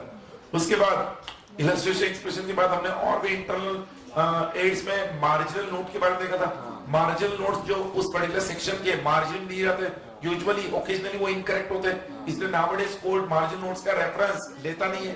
एक एग्जांपल में देता हूं आपके नॉलेज के लिए, हालांकि वहां पे शायद से दिया होगा. सेक्शन 22 है सिक इंडस्ट्रियल कंपनीज एक्ट. आप चाहो तो लिख सकते बाद में या वहां पर साइमल्टेनियसली. मार्जिन नोट का एक एग्जांपल जो हम कहते हैं कोर्ट उसे यूजुअली यूज नहीं करता है because they are incorrect in nature. Section 22 है सिक इंडस्ट्रियल कंपनीज एक्ट. सीका कहते हैं उसे. सीका क्या कहते हैं? सीका, सिक इंडस्ट्रियल कंपनीज एक्ट. उस सेक्शन 22 में दिया है कंपनी के खिलाफ कोई भी प्रोसीडिंग चल रहा है. क्या चल रहा है? प्रोसीडिंग. तो उसकी जानकारी देना. अब जब मैं प्रोसीडिंग कहता हूं कंपनी की किसी भी प्रोसीडिंग की जानकारी देना. प्रोसीडिंग में वहां पर मार्जिन में दिया है, मार्जिन के अंदर दिया, मार्जिन नोट में प्रोसीडिंग मींस लीगल प्रोसीडिंग. तो यहां पर सुप्रीम कोर्ट ने उस पर्टिकुलर लीगल प्रोसीडिंग को ओवरराइड किया था और कहा था proceeding must be referring to all kinds of proceedings. Proceedings मतलब क्या? केसेस. तो सिर्फ लीगल केसेस नहीं, कंपनी का और भी कोई केस चल रहा है, और भी कोई डिस्कशन चल रहा है. प्रोसीडिंग्स मतलब कार्रवाई, डिस्कशन. तो सब कुछ आपको सिक कंपनीज के तहत ट्रिब्यूनल को देना होता है, जिसको हम आर्बिट्रेट सिक कंपनीज की जो अथॉरिटी है board for industrial and financial reconstruction BIFR कहते हैं उसे, उनको जानकर देना होता है. I'm giving you that example because ये CS में मैंने डिस्कस किया हुआ. सेक्शन 22 मार्जिन नोट कैसे इनकरेक्ट होता है. मार्जिन में दिया लीगल प्रोसीडिंग, मार्जिन में दिया है लीगल प्रोसीडिंग, बट सेक्शन 22 कहता है प्रोसीडिंग. तो यहां पर सुप्रीम कोर्ट लीगल प्रोसीडिंग को कंसीडर ना करते हुए जो सेक्शन में दिया है उसको मानेगा. तो margin note is not considered. फिर हमने देखा था इंटरनल एड में reading the statute as a whole. Reading the statute as a whole. जब हम किसी एक्ट को और किसी पर्टिकुलर प्रोविजंस को उस एक्ट के समझना चाहते हैं, we must read the act as whole. अगर कंपनीज एक्ट के प्रोविजंस को मैं अच्छे से समझना चाहता हूं, मैं सिर्फ 179 तक पढ़ूंगा तो नहीं चलेगा, मुझे 186 भी पढ़ना पड़ेगा. तो 170 और 186 दोनों का महत्व समझेगा. तो जब जज कोई स्टैट्यूट पर अपना फैसला देना चाहता है, जज को उस स्टैट्यूट पूरा पढ़ के उससे नॉलेज गेन करना है to understand the true intention of the law maker. इसलिए we read the statute as whole. ऐसे इंटरनेट था. देन लॉन्ग टाइटल और शॉर्ट टाइटल एक इंटरनेट था. लॉन्ग टाइटल कहते हैं foreign exchange management act, securities exchange board of India. ये long title will help you in identifying the act, the object and scope of the act. But short title is used only for convenience purpose and for identification purpose. SEBI, FEMA, ऐसा हम use करते हैं. सब लोग हैं? Yes, sir. Then after the primary rules, internet हमने I'll say that was the most important part of interpretation. फिर मैंने आपको कहा था secondary rules में 3 rules थे. एक नौसितर के सॉस था. क्या था कि सॉस में associated words थे. associated words. Pet dog, pet अलग है, dog अलग है. बट जब पेट डॉग एक आता है तो उसका अलग ही इंटरप्रिटेशन आता है. फिर एक वर्ड कहा था मैंने वाइन्स एंड स्पिरिट्स. अगर मैं सिर्फ वाइन्स एंड स्पिरिट जुड़ गया तो यहाँ पे स्पिरिट्स मतलब इंडस्ट्रियल अल्कोहल. बट अगर मैंने सिर्फ स्पिरिट का तो वो आपको घासलेट भी हो सकता है, आपका तेल लगाना. बट वाइन्स एंड स्पिरिट्स मतलब वो इंडस्ट्रियल अल्कोहल से जुड़ जाता है. तो एसोसिएट होने से उसका अलग इंटरप्रिटेशन आता है. फिर एक था एक्सप्रेसियो यूनिस एक्सक्लूसिव. उसमें एक्सप्रेसो कॉफी कहा था मैंने. याद है क्या? जब एक वर्ड का इस्तेमाल एक तरीके से होता है तो उसका एक मीनिंग दिया तो it exclude some other meaning. अगर ट्रैफिक ऑफिसर को, मैंने कहा था ट्रैफिक पुलिस वाले को अगर ट्रैफिक के नियम तोड़ने पर पेनल्टी लगाने का अधिकार नियमों में दिया है, तो कोई हवालदार पुलिस जो पुलिस इंस्पेक्टर है वो ट्रैफिक के नियम तोड़ने पर आपको फाइन लगा नहीं सकता, even though both are government authorities, because अधिकार एक को दिया, मतलब एक्सक्लूड किया बाकी सबसे वो था।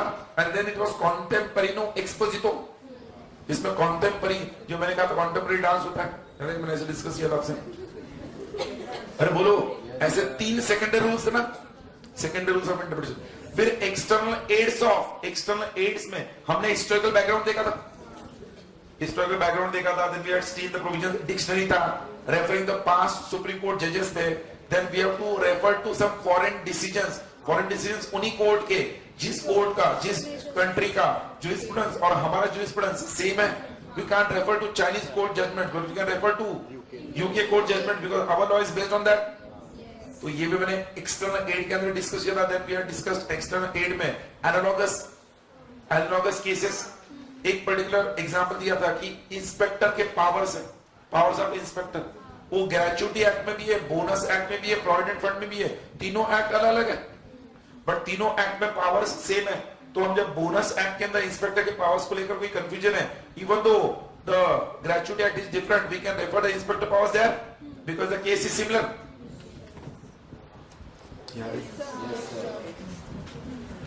एक्सटर्नल एड्स ऑफ इंटरप्रिटेशन, ऐसे सारे इंपॉर्टेंट इंटरप्रिटेशन ऑफ स्टैट्यूट में डिस्कशन हुआ। हमको डिस्प्ले कितना 13 मिनट में हुआ पूरा, 13 मिनट्स में discuss interpretation of statute, most of the important provisions. Then अगले 10 मिनट जनरल कॉजेस एक्ट में डिस्कस करता हूं, और उसके बाद मुझे आधा घंटा आपसे थोड़ा सा अगले आज से आगे आपने एग्जाम के दिनों तक थोड़ा बहुत, ज्यादा नहीं थोड़ा बहुत, कैसे एग्जीक्यूट करना चाहिए, जिनका एक ग्रुप है जिनका 2 ग्रुप है, 30 मिनट्स में जितना हो सके हम डिस्कस करेंगे। जनरल क्लॉजेस एक्ट जीसीएल में जब हमने डिस्कशन स्टार्ट किया था, जनरल क्लॉजेस एक्ट मैंने आपको कहा था ये एक्ट सेंट्रल एक्ट्स के लिए बना है। किसके लिए बना है? सेंट्रल एक्ट्स के लिए। और ये इसलिए आया ताकि काफी सेंट्रल एक्ट्स है और हर सेंट्रल एक्ट में हर वर्ड का डेफिनेशन देना नामुमकिन है, हर वर्ड को हर एक्ट में डिफाइन करना नामुमकिन है।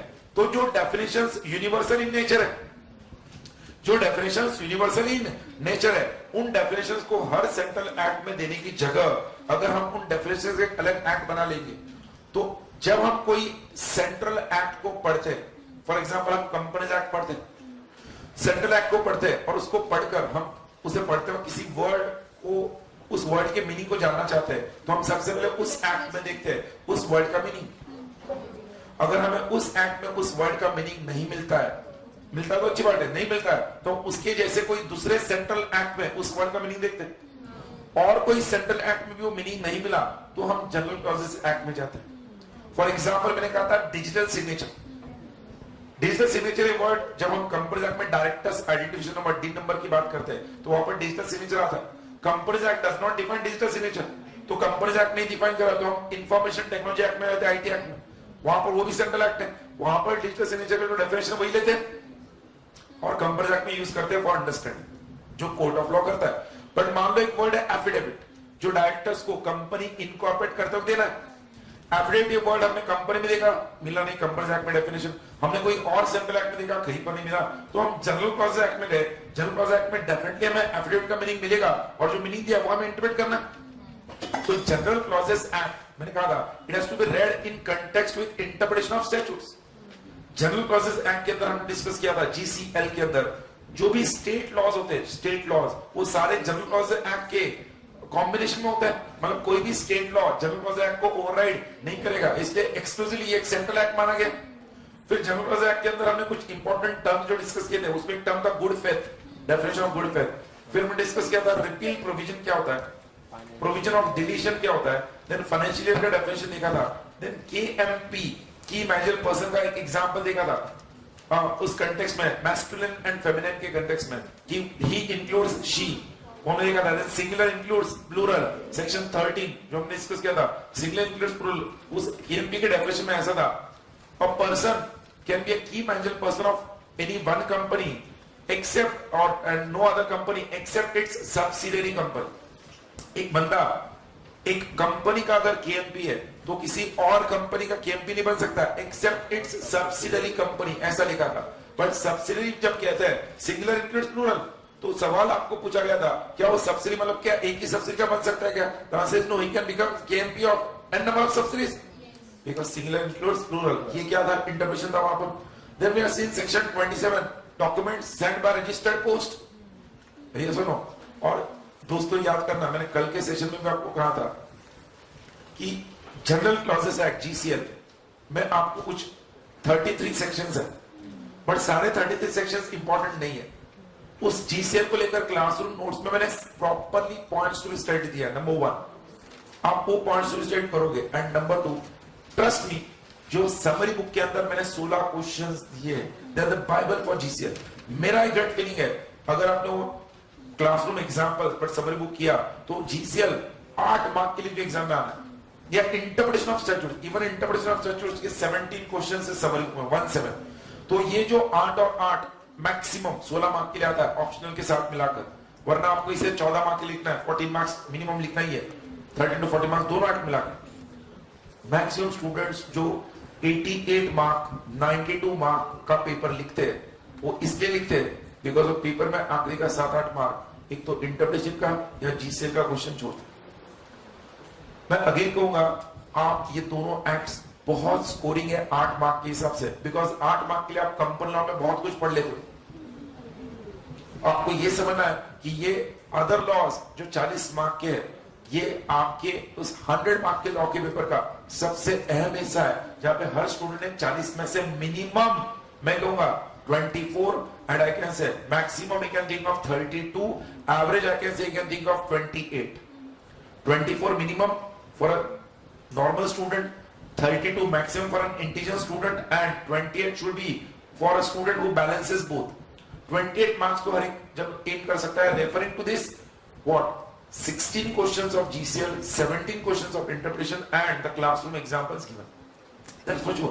आपको इसका मतलब, इसका बेनिफिट कब समझो पता है? When you will give your first test series paper. जैसे आप कोई भी टेस्ट सीरीज का पेपर आप बोलोगे यार क्या सर इसको जो दिए उसके बाद से आ ही नहीं सकता। रीजन मैं बता रहा हूँ बिकॉज सीए फाइनल के, जैसे मैंने कहा सीए फाइनल के एग्जाम में ये इंटरप्रिटेशन ऑफ स्टैट्यूट्स था सीए फाइनल, जब से था तब से वो सारे क्वेश्चंस मैंने इनकॉर्पोरेट किए वहां, तो सीए फाइनल के लेवल के क्वेश्चन अगर वहां पर है इसके बाद आएंगे। और इसलिए मैं कहूंगा when you are starting your studies, many students जो मुझे पूछ रहे हैं बार बार how you must start your studies, ठीक है कंपनी लॉ के तो मैंने कहा you have to start from auditors chapter, you have to go on chapter number 1, but ये कहने के लिए ऑडिटर्स चैप्टर चैप्टर नंबर 1 एक स्मार्ट स्टडी करना है। Now I give that plan first for our subject smart study for corporate and other laws, how you must study in the initial phase to make sure that within small time you are completing some 50-60 marks of the paper. Less than I can say 15 to 20 days. If you do it for 3 hours a day, in 45 hours to 50 hours, you can complete 60 marks of the paper minimum. कैसे? I'll say first you must study is number 1. ये जो दोनों group दे रहे students उनके लिए तो ये Bible है, because with this they will be able to do audit also. Auditors, then I'll say accounts, then I'll say dividend. Then I'll say meetings, then share capital,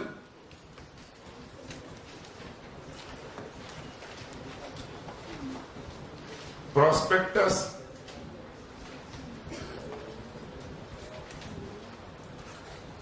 and introduction.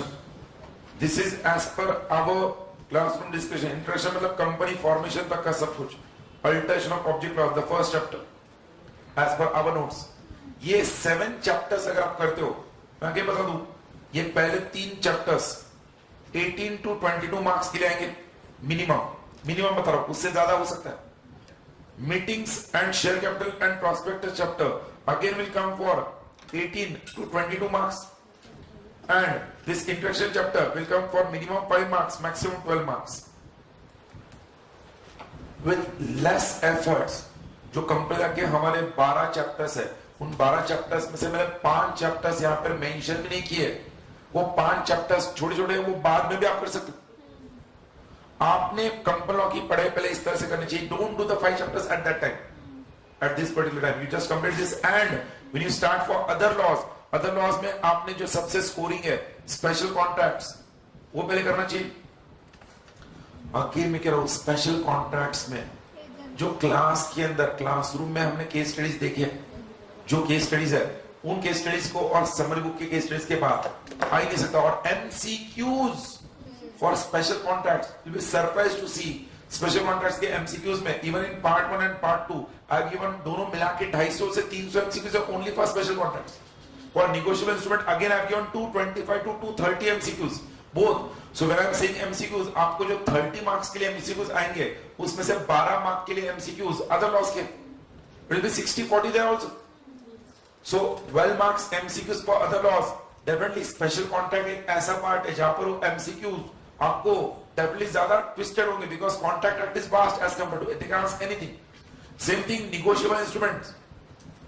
And अगर आप ये 2 chapters कर रहे हो तो मैं कहूंगा interpretation of statutes और GCL you can't think of doing each and everything.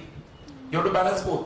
इसलिए मैं कह रहा हूं restrict your discussion only for the 16 plus 17 questions in summary book plus the questions given in regular class notes। अगर आप इतना भी करोगे मैं कहूंगा आपको इसके बाहर ICI मॉड्यूल लिख के लो मुझसे देखने की जरूरत नहीं, आपको कोई और रेफरेंस बुक देखने की जरूरत नहीं। Even RTP revision test paper जो आपका आएगा ना उसको भी आपको देखने की जरूरत। मैं आज ही बोलता हूं आपका जो RTP आएगा आपके एग्जाम के लिए वो RTP निकालना अभी बोलो आने से पहले, और आप समरी बुक के अंदर जीसीएल और इंटरप्रिटेशन के क्वेश्चन देखना। आरटीपी में ऐसा कभी नहीं होगा कि क्वेश्चन नया है और उसमें नहीं, गारंटेड नहीं होगा, because RTP is nothing but question that are asked in the past exams, उसी से आरटीपी बनाया जाता है। सो इतना कॉन्फिडेंटली बोल रहा हूं, मतलब आप हर चैप्टर को प्लीज अंडरस्टैंड, आप हर चैप्टर को इन डिटेल पढ़ नहीं सकते। You can't study every chapter in detail, you can't have expertise touch on every chapter, so you have to leave some chapters wherein you have to do a smart study for those chapters and those will be GCL and interpretation। अरे बोलो, और ये 2 chapter special contracts and negotiable instrument आपको बहुत अच्छे से करने हैं। तो GCL इंटरप्रिटेशन को मैंने कहा 16 plus 17 questions and then our बोलो क्लासरूम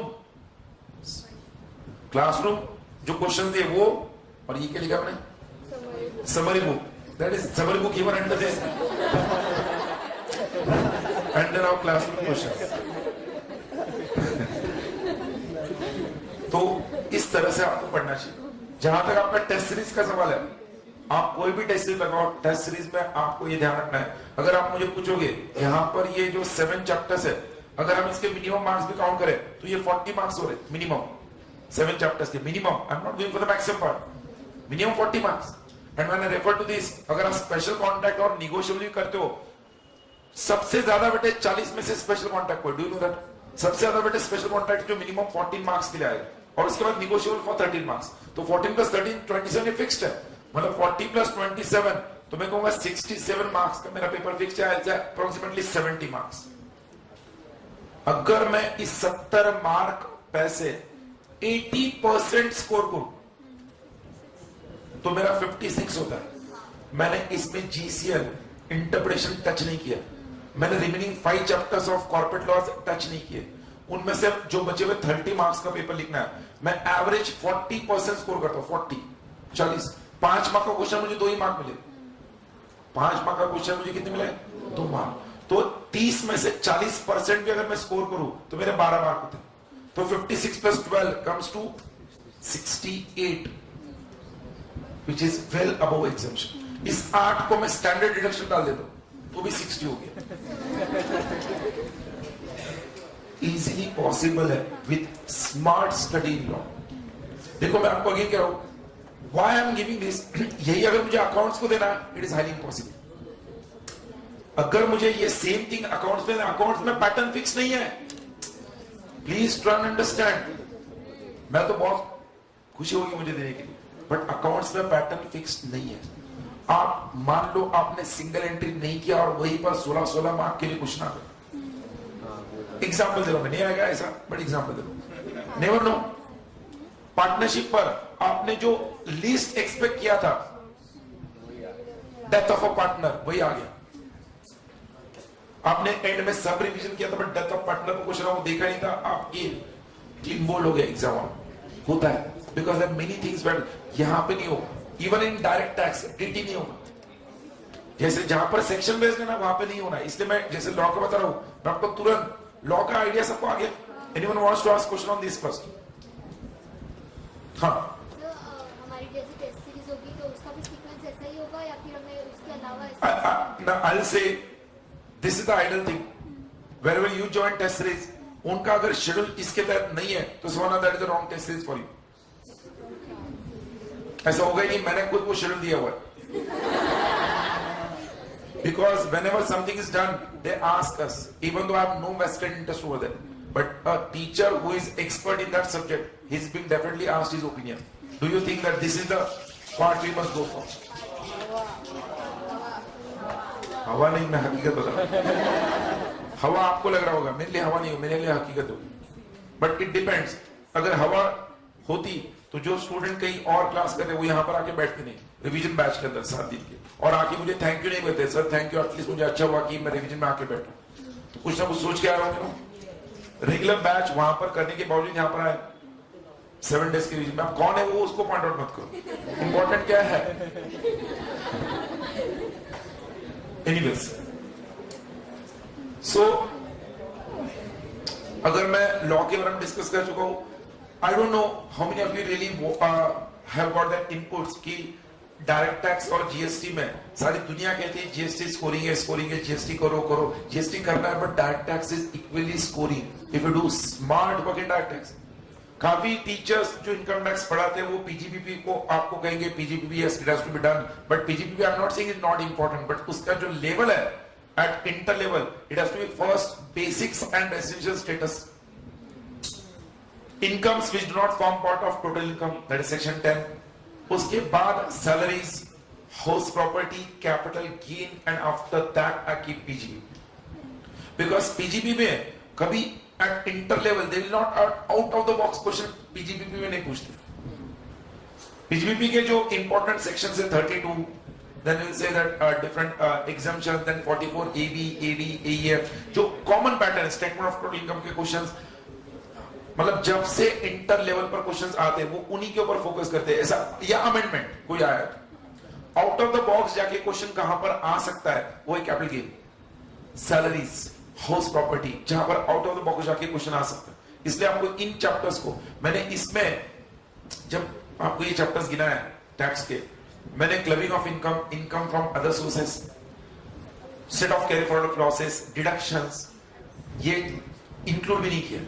हाँ, but if you ask me apart from this income tax part what else is important, procedural part, तो प्रोसीजर में मैं कहूंगा एडवांस टैक्स एंड टीडीएस, ये 2 पॉइंट्स इंपॉर्टेंट है। अगर मुझे कोई बोलेगा सर 60 मार्क्स के लिए डीटी है और मुझे एक दिन दिया गया, कल मेरा डीटी का पेपर है, आपको पढ़ना है 60 मार्क्स के लिए, और मुझे अब एक दिन में सब पढ़ना पॉसिबल नहीं है, तो मैं उस केस में basics, residential status, section 10, salaries, house property, capital gain, PGBP के इंपॉर्टेंट प्रोविजंस सिर्फ, फिर एडवांस टैक्स, टीडीएस करके पेपर में जाऊंगा। बिकॉज जो 60 मार्क का पेपर होगा उसमें से मुझे पता है 40 से 42 मार्क का पेपर इसी में से होगा, तो I focus on this out of 40, 42 which quality जो पेपर में आने वाला है, उसमें से मैं कैसे मैक्स लेके आऊं 20 और 30, तो remaining 18 based on my general knowledge what I derived, मैं उन 18 में से 2-4 मार्क भी गेन पाया, that is bonus for me. मतलब मैं इनकम टैक्स में 30 + 4 34 ला रहा हूं आउट ऑफ 60, तो मेरा जीएसटी का जो क्वेश्चन है, जीएसटी में जहां पर 40 मार्क्स के लिए जीएसटी है, अगर मैं एवरेज जीएसटी में 50% मिलाऊं 20 मार्क्स, तो भी मेरा 34 + 20 is 54 which is above the required criteria of 50 minimum, मतलब 40 पासिंग बट 50 के ऊपर, सिर्फ 20 मार्क जीएसटी पकड़ा out of 40। So if I score 26 in GST, my score is again exemption in tax, और मुझसे लिख कर लो ग्रुप 1 में in the new syllabus student सबसे ज्यादा जिस सब्जेक्ट में फेल होते हैं वो है लॉ एंड टैक्स। अकाउंट्स में वो 38, 40 के जोन में आएंगे, बहुत एक्स्ट्राऑर्डिनरी स्कोर नहीं करेंगे तो भी 40 के आसपास रहेंगे, बट लॉ और टैक्स ऐसे सब्जेक्ट है उनका आगे तो 60+, नहीं तो 40 भी मुश्किल है। और मुझे अगर आप पूछोगे 60 मार्क लॉ में लाना, 60 मार्क टैक्स में लाना बिल्कुल भी डिफिकल्ट नहीं, बट स्टूडेंट क्यों फेल होते हैं उसका रीजन सुनो। स्टूडेंट जब ग्रुप 1 की पढ़ाई करते हैं, स्टूडेंट्स कॉस्टिंग और अकाउंट्स का ज्यादा फियर लेते हैं, and that is the reason they study more these two subjects, thinking that these two remaining subjects are more easy, we can cover it later, which is the biggest mistake a student of CA Inter does.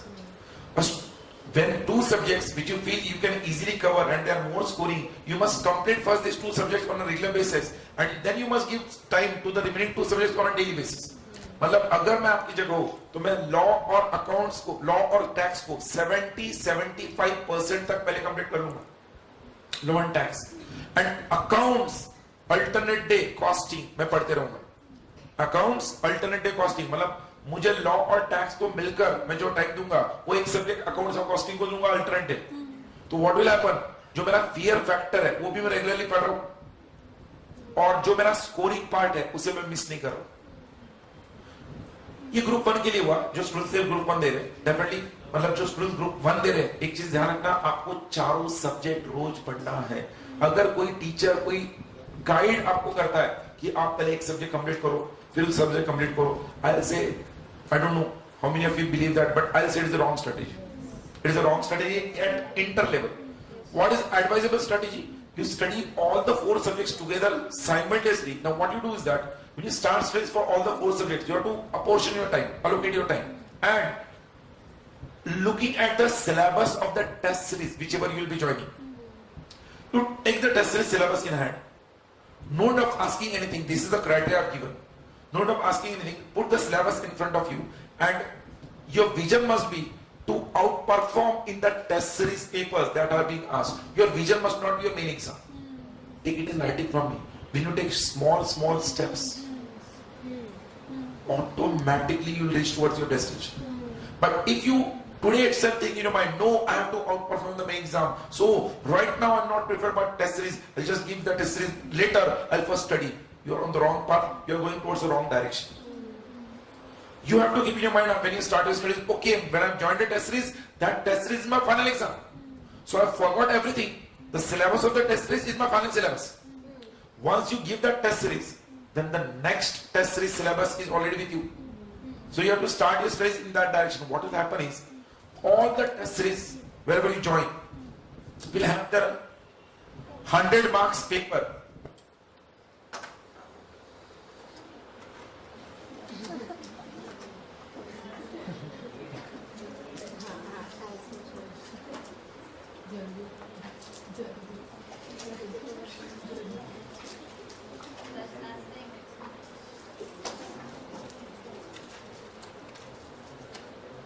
So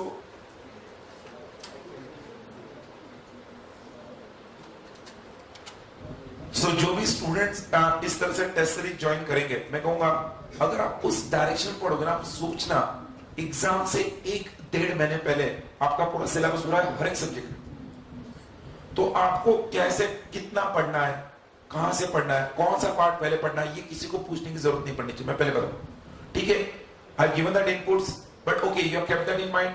but मैं कहूंगा इससे better क्या है, test series का syllabus लो, उस direction में पढ़ो, और टेस्ट सीरीज अगर आप पुणे से दे रहे हो, लाइव दे रहे हो, तो आपका जब भी टेस्ट सीरीज 30% का रिजल्ट आता है, whatever be your result, talk to your teachers, if they are not free, talk to any one of the teachers whom you trust, who can get time, take some 20 minutes, 30 minutes, because this is something the students never do. They fear, I have flunked, how should I go in front of the teacher? Teacher will scold on me. He will never scold, because he has gone through this process. He knows this very well. Students realize this when they give their exam. Even if you fail, even if you do not perform, you have to go to and talk to your teacher. Sir, I have not done well. What I must do? Tell me where I am going wrong. Because a person when he looks from a third point of view, third party जब आपके performance को देखेगा, he will understand what exactly where the things are going wrong. Sometimes we don't understand, realize, but he tells us. So this is something where you must always have that input. And then if I'll say for group 2, again the same thing. Students, ऐसा कोई नहीं होगा usually जो सिर्फ group 2 दे रहा है, ऐसा कोई है इधर जो सिर्फ group 2 दे रहा है? No, I'm saying, but still, you never know, there are new thinking, new possibilities. I have some inputs of students, even though it's a group division.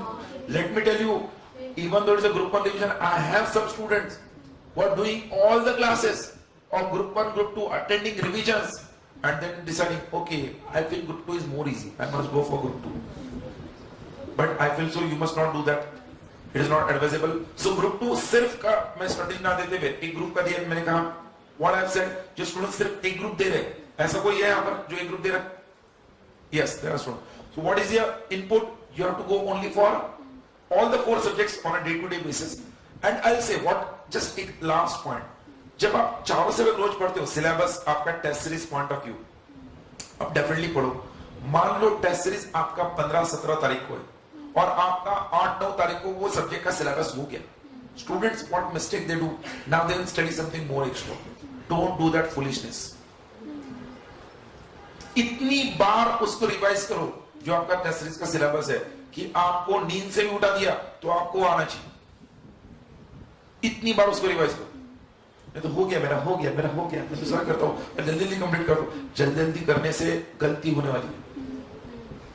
क्योंकि जब वो 30% का आपका टेस्ट सीरीज होगा तब बचे हुए 60% के लिए आप इतने कॉन्फिडेंट रहोगे, बिकॉज आपको पता है 30% में कुछ मुझे आने वाला है. अब मुझे सिर्फ 30%, बट आपने ये जल्दी जल्दी कर लिया और टेस्ट सीरीज दिया 30% का, परफॉर्मेंस नहीं आया तो आपके प्रेशर 30% का नहीं, आपको प्रेशर 60% का कि पिछला 30 भी करना है और अगला 30 भी करना है. तो डोंट डू दैट फुलिशनेस. 100% ऐसे होना है कि एग्जाम से एक हफ्ते पहले टेस्ट सीरीज के आपका सिलेबस हो गया 30%. Doesn't matter. सर ने कहा इतनी बार रिवाइज करो, लिख के निकालो, प्रैक्टिस करो, सॉल्व. बट हां, ऐसा करते वक्त दिल से बोलो, डोंट रेफर मल्टीपल बुक्स. आज मैं तुम्हारे से बोलता हूं फेल. आज मैं बोलो if you refer multiple books, आपसे लिख कर लो मेरे से, मुझसे आज आप फेल हो. मतलब अगर आपने 30% सिलेबस के लिए एक पर्टिकुलर सब्जेक्ट को एक बुक से पढ़ा, अब आपको लग रहा है वापस क्या पढ़ूं, वापस वही पढ़ी, वापस क्या पढ़ूं, वही पढ़ी. उस पर इतना कमांड ले. नींद में भी बोला पेज नंबर 77 पर क्वेश्चन नंबर 9 वो है, ऐसे बोलते आना चाहिए. तब तक वो कमांड लो, तब तक वो कमांड लो, और वो पॉसिबल है. When you get involve in that, तब वो पॉसिबल है. जो दोनों ग्रुप दे रहे उनको भी 4 ही सब्जेक्ट करने हैं, बट कैसे करने? ग्रुप 1 के 2 एंड ग्रुप 2 के 2. That balance you have to do. Keep that in mind. You have to finish 4 subject first for the test series. और इसमें भी मैं कहूंगा जिसे एक ग्रुप वाले 4 सब्जेक्ट करेंगे, दोनों ग्रुप वालों को भी 4 सब्जेक्ट करना है. But if you ask me personally, I recommend group 1 में आपको एक सब्जेक्ट ऐसा पिकअप करना है जिसका आपको सबसे ज्यादा डर लगता है. सबको सबका लगता है, सबका नहीं लगना चाहिए. वेटेड एवरेज, वेटेड एवरेज देना चाहिए. Weighted average.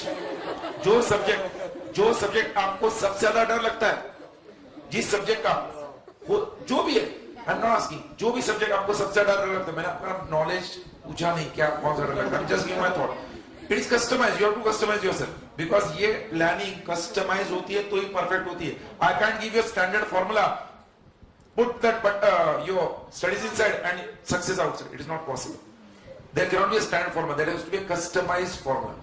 तो मैंने क्या कहा, आप जो भी ग्रुप 1 का एक सब्जेक्ट आपका फियर फैक्टर निकालो और एक सब्जेक्ट ग्रुप 1 का आपका स्कोरिंग निकालो. ऐसा सब्जेक्ट होना चाहिए स्कोरिंग कि उस सब्जेक्ट में आपको लगना चाहिए yes I can out perform in this subject. ऐसे 2 सब्जेक्ट ग्रुप 1 के लेने.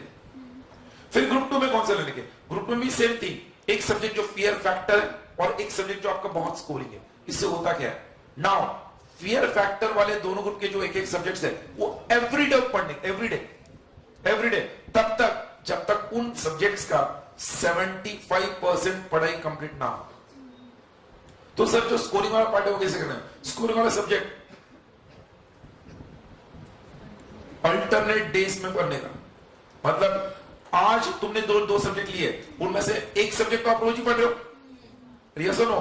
मतलब बचे हुए 3 सब्जेक्ट जो है ग्रुप 1 के, हफ्ते में अगर मैं 7 दिन नहीं कहूंगा, 6 दिन, 7वें दिन की मैं बता रहा हूं, मंडे टू सैटरडे शेड्यूल, तो हफ्ते में ये जो 3 सब्जेक्ट है एवरीडे 2 डेज, अरे 3 सब्जेक्ट ना, तो हर दिन मैं क्या करूंगा, 2 दिन एक नया सब्जेक्ट लूंगा.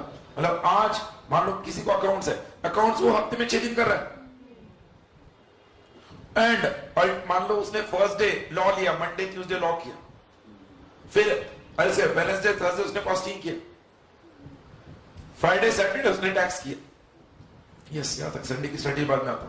देन ग्रुप 2 में मान लो किसी ने अगेन अकाउंट्स लिया वीकनेस में, तो उसने मंडे ट्यूसडे एफएम किया, उसने वेडनेसडे थर्सडे से EIS एंड ऑडिट किया, उसने फ्राइडे सैटरडे अगेन EIS और SM किया और फ्राइडे सैटरडे ऑडिट किया, तो ऐसे उसने सैटरडे तक 3 सब्जेक्ट कर लिए, 2-2 दिन। अब करना क्या है, ये मंडे टू सैटरडे का स्ट्रैटेजी फॉलो करना है। संडे के दिन जो रोज पढ़ते हो वो सब्जेक्ट नहीं पढ़ने का, और संडे के दिन जो ये 3 सब्जेक्ट और 3 सब्जेक्ट है, उन 6 सब्जेक्ट में से कोई भी 2 सब्जेक्ट्स जो तुम्हें लगता है उस हफ्ते में तुमने ज्यादा अच्छे से नहीं पढ़े, तुम्हें उसका और बहुत सिलेबस करना है, संडे के दिन भर सिर्फ वही 2 सब्जेक्ट करने। इससे क्या होता है, हमारे माइंड को थोड़ा एक चेंज मिलता है।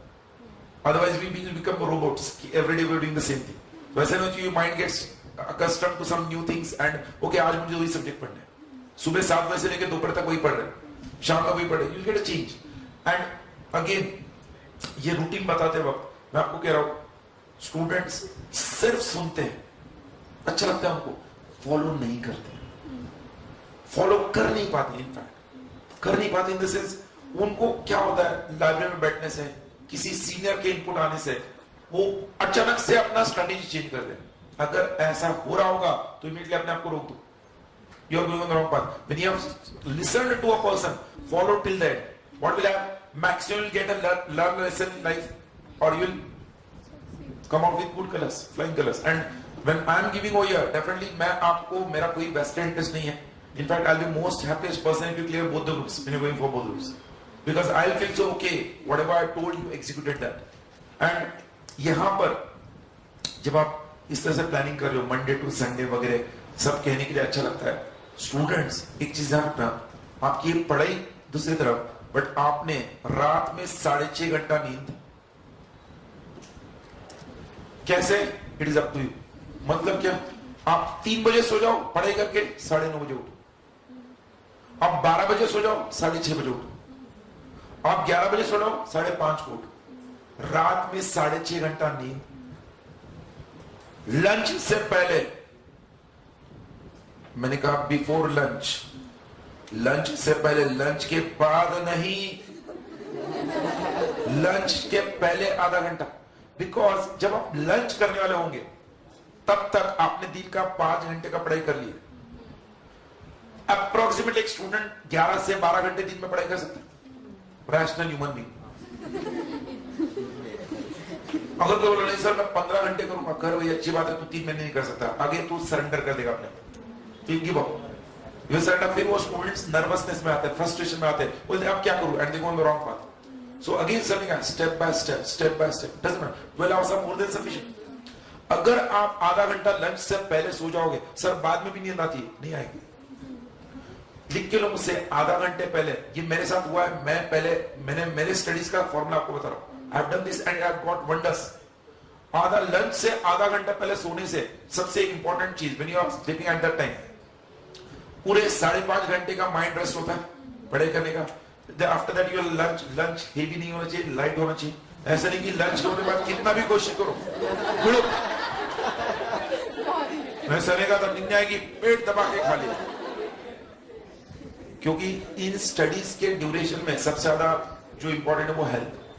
स्टूडेंट्स के वजन 10, 15, 20 किलो से तो आराम से बढ़ जाते हैं, तो इसलिए अगर आप उसको थोड़ा मेंटेन रखोगे, please we have less time and I have some few things to discuss with you and it will take some more time over here.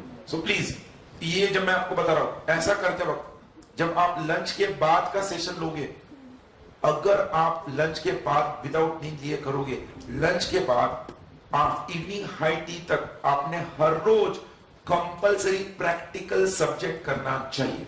आप कुछ भी हो दुनिया में, आपका लंच का टाइमिंग 1:30 से पहले होना चाहिए। आपका पेपर 2 से 5 होगा, आपका पेपर 2 से 5 होगा, और ये हम 3.5 महीने प्रैक्टिस करेंगे कि अगर पेपर 2 से 5 है तो कभी भी मेरे 6 सेंसेस सारे, कई बार 7 सेंसेस भी इंट्यूशन, वो 2 से 5 में इंटैक्ट चाहिए।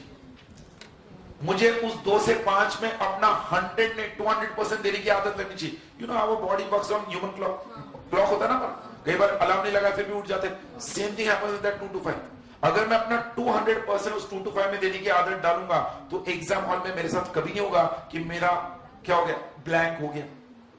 कभी नहीं होगा कि मैं नर्वस हो गया।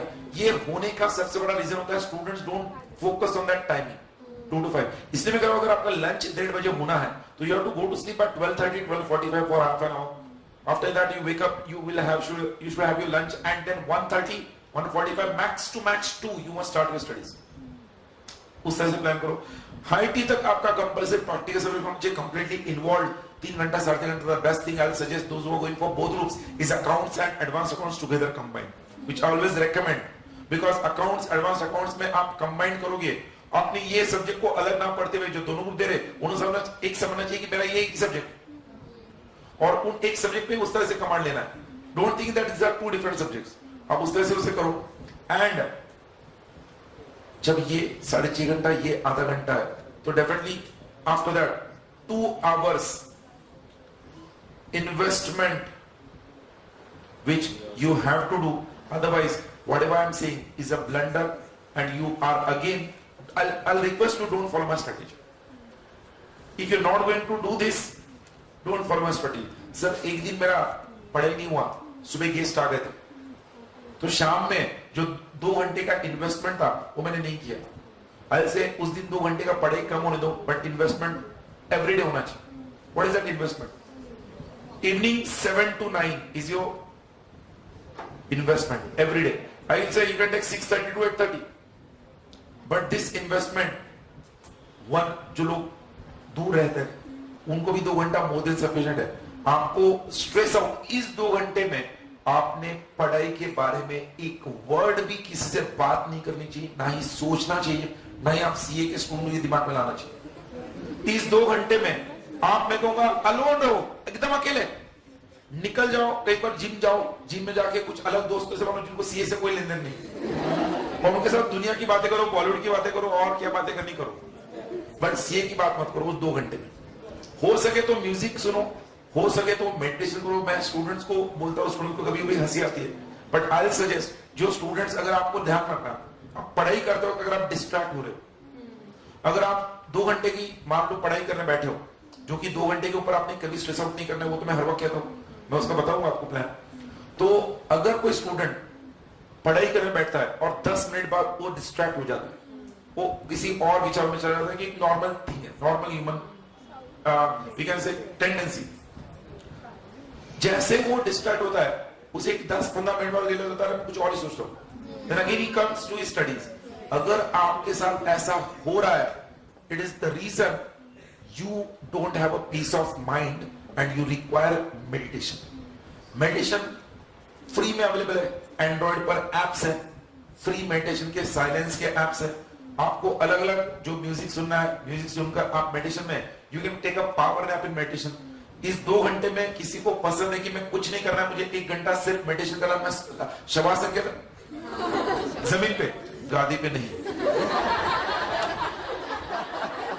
जमीन पे मुझे शवासन करना है, मैं शवासन करना चाहता हूं, आप शवासन कर लो, जमीन पे शवासन कर लो, 1 घंटा शवासन करो, किसी से बात मत करो, मौन ही बहुत कुछ है। वो आपके माइंड को, हम कहते हैं कंप्यूटर को हमें कॉन्फ़िगरेट करना पड़ता है, उसके अंदर के जो फाइल्स है वो अगेन लाइन में लाने के कॉन्फ़िगरेशन होता है, सिस्टम कॉन्फ़िगरेशन। वैसे ही आपके माइंड को जो सुबह से लेके 8-10 घंटे पढ़ चुका है, उसको कॉन्फ़िगरेशन की जरूरत होती है। ये 2 घंटा इन्वेस्टमेंट है। Best thing is go for a walk, burn your calories which you have generated during the day, go in gym। Advisable if you do want to do combination of both, I'll suggest play sports wherein automatically meditation is also done। sports mobile पे नहीं, sports outdoor sport जहां पे आप sweat करो, you sweat in that sports 2 hours completely। and I'll again say, even if someday you don't study during the other time, don't leave this time। Student सारे time को follow नहीं करेंगे, but ये बहुत स्ट्रिक्टली फॉलो करते, sir ने बोला है, और घर वालों को भी समझाते थे, सर ने बोला है 7 to 9, बट घर वालों को ये नहीं बोलेंगे कि सर ने बाकी भी बोला है। घर वाले बोलते साले कैसे टीचर है, 2 घंटा इनको बोल रहा है मस्त है कि घूमने जाओ, मेडिटेशन करो, और यार पढ़ाई करना है कि नहीं, बच्चों को अंडरस्टैंड करना है।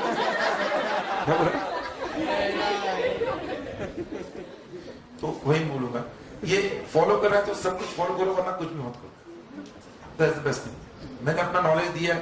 अगर आप मुझे आइडल रूटीन पूछोगे, if you ask me, I always recommend the students to go to sleep by 11:30, wake up by 6 o'clock, start your studies by 7 a.m. 7 a.m. to 9 a.m. should be your first slot where you study. After that, 15 minutes of power nap, 15 minutes of breakfast, 9:30 you start your studies. Again the next session is 11:30 only. After that again 11:45, 15 minute का power nap, 1:15 you go to sleep, 1:15 you go to sleep, 1:45 तक आपका खाना, मतलब नींद से उठ के खाना खा लिया 15 मिनट में, 2 बजे 2 p.m. to 5:30 p.m. 2 p.m. to 5:30 p.m. you study for non-stop 3.5 hours now. This is because you will be studying a practical subject. वो in depth तक लेके जाना है उसको. And then after that again say take a break of 15 minutes to 20 minutes. ऐसे evenings, high tea, snack जो भी आपको करना, चाय वगैरह पी के 6 से लेकर 7 बजे तक. Then after that 2 hours of investment. You start your studies by 9 p.m. to 11:30 p.m. समझ रहा? अगर मैं इसको काउंट भी करूं, 2 घंटा, 1.5 घंटा, 3.5 घंटा, 1 घंटा और 2.5 घंटा, 5.5 घंटा, समझ रहा है? देन 4.5 घंटा, 10 घंटा हो गया, और ये कितना हुआ? 12.5 घंटा, 12.5 hours. बराबर? क्या हुआ? Anything wrong if I? क्या हुआ? It's correct right now. 12.5 क्या क्या हुआ? क्या कम लग रहा है आपको? हाँ? जो 7 से 9 जो है उसी में आपका सब कुछ है. That investment obviously has to be including the dinner ना. जब आप ऐसे तो नहीं ना, अच्छा 7 से 9 घूम के आए 2 घंटा, फिर 2.5 घंटा खाना ही खा रहे हो. कपिल शर्मा. सोशल मीडिया के टच टाइमिंग के लिए भी 7 to 9 ही टाइमिंग है. Whatever investment of 7 to 9 आप कर रहे हो ना, मैंने 6 से 7 के बाद 9 बजे लिया टाइमिंग सीधा. आप भूल गए 6 से 7 के बाद मैंने 9 बजे लिया. Already I given that time.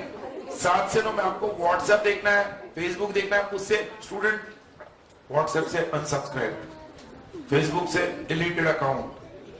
मत करो ऐसा. ऐसा करके आप किसको जताना चाहते हो? बहुत भारी हो. 7 to 9, क्योंकि क्या होता है, इससे आपका प्रेशर बढ़ने वाला है. आप अगर ऐसा करोगे ना, सुन लो, आप अगर ऐसा करोगे आप अपने हाथों से पैरों पे कुल्हाड़ी मार रहे हो. बिकॉज जब अगर आप ऐसा करोगे तो आपके दोस्त रिश्तेदार समझेंगे आपको बहुत भारी का कर रहे हो. और फिर जब एग्जाम होगा तो रिजल्ट आने तक आप पूछेंगे क्या हुआ है, क्या हुआ है. और मान लो बाय चांस रिजल्ट में बहुत उड़िया मार रहा, ये नहीं किया, क्या क्या किया क्या.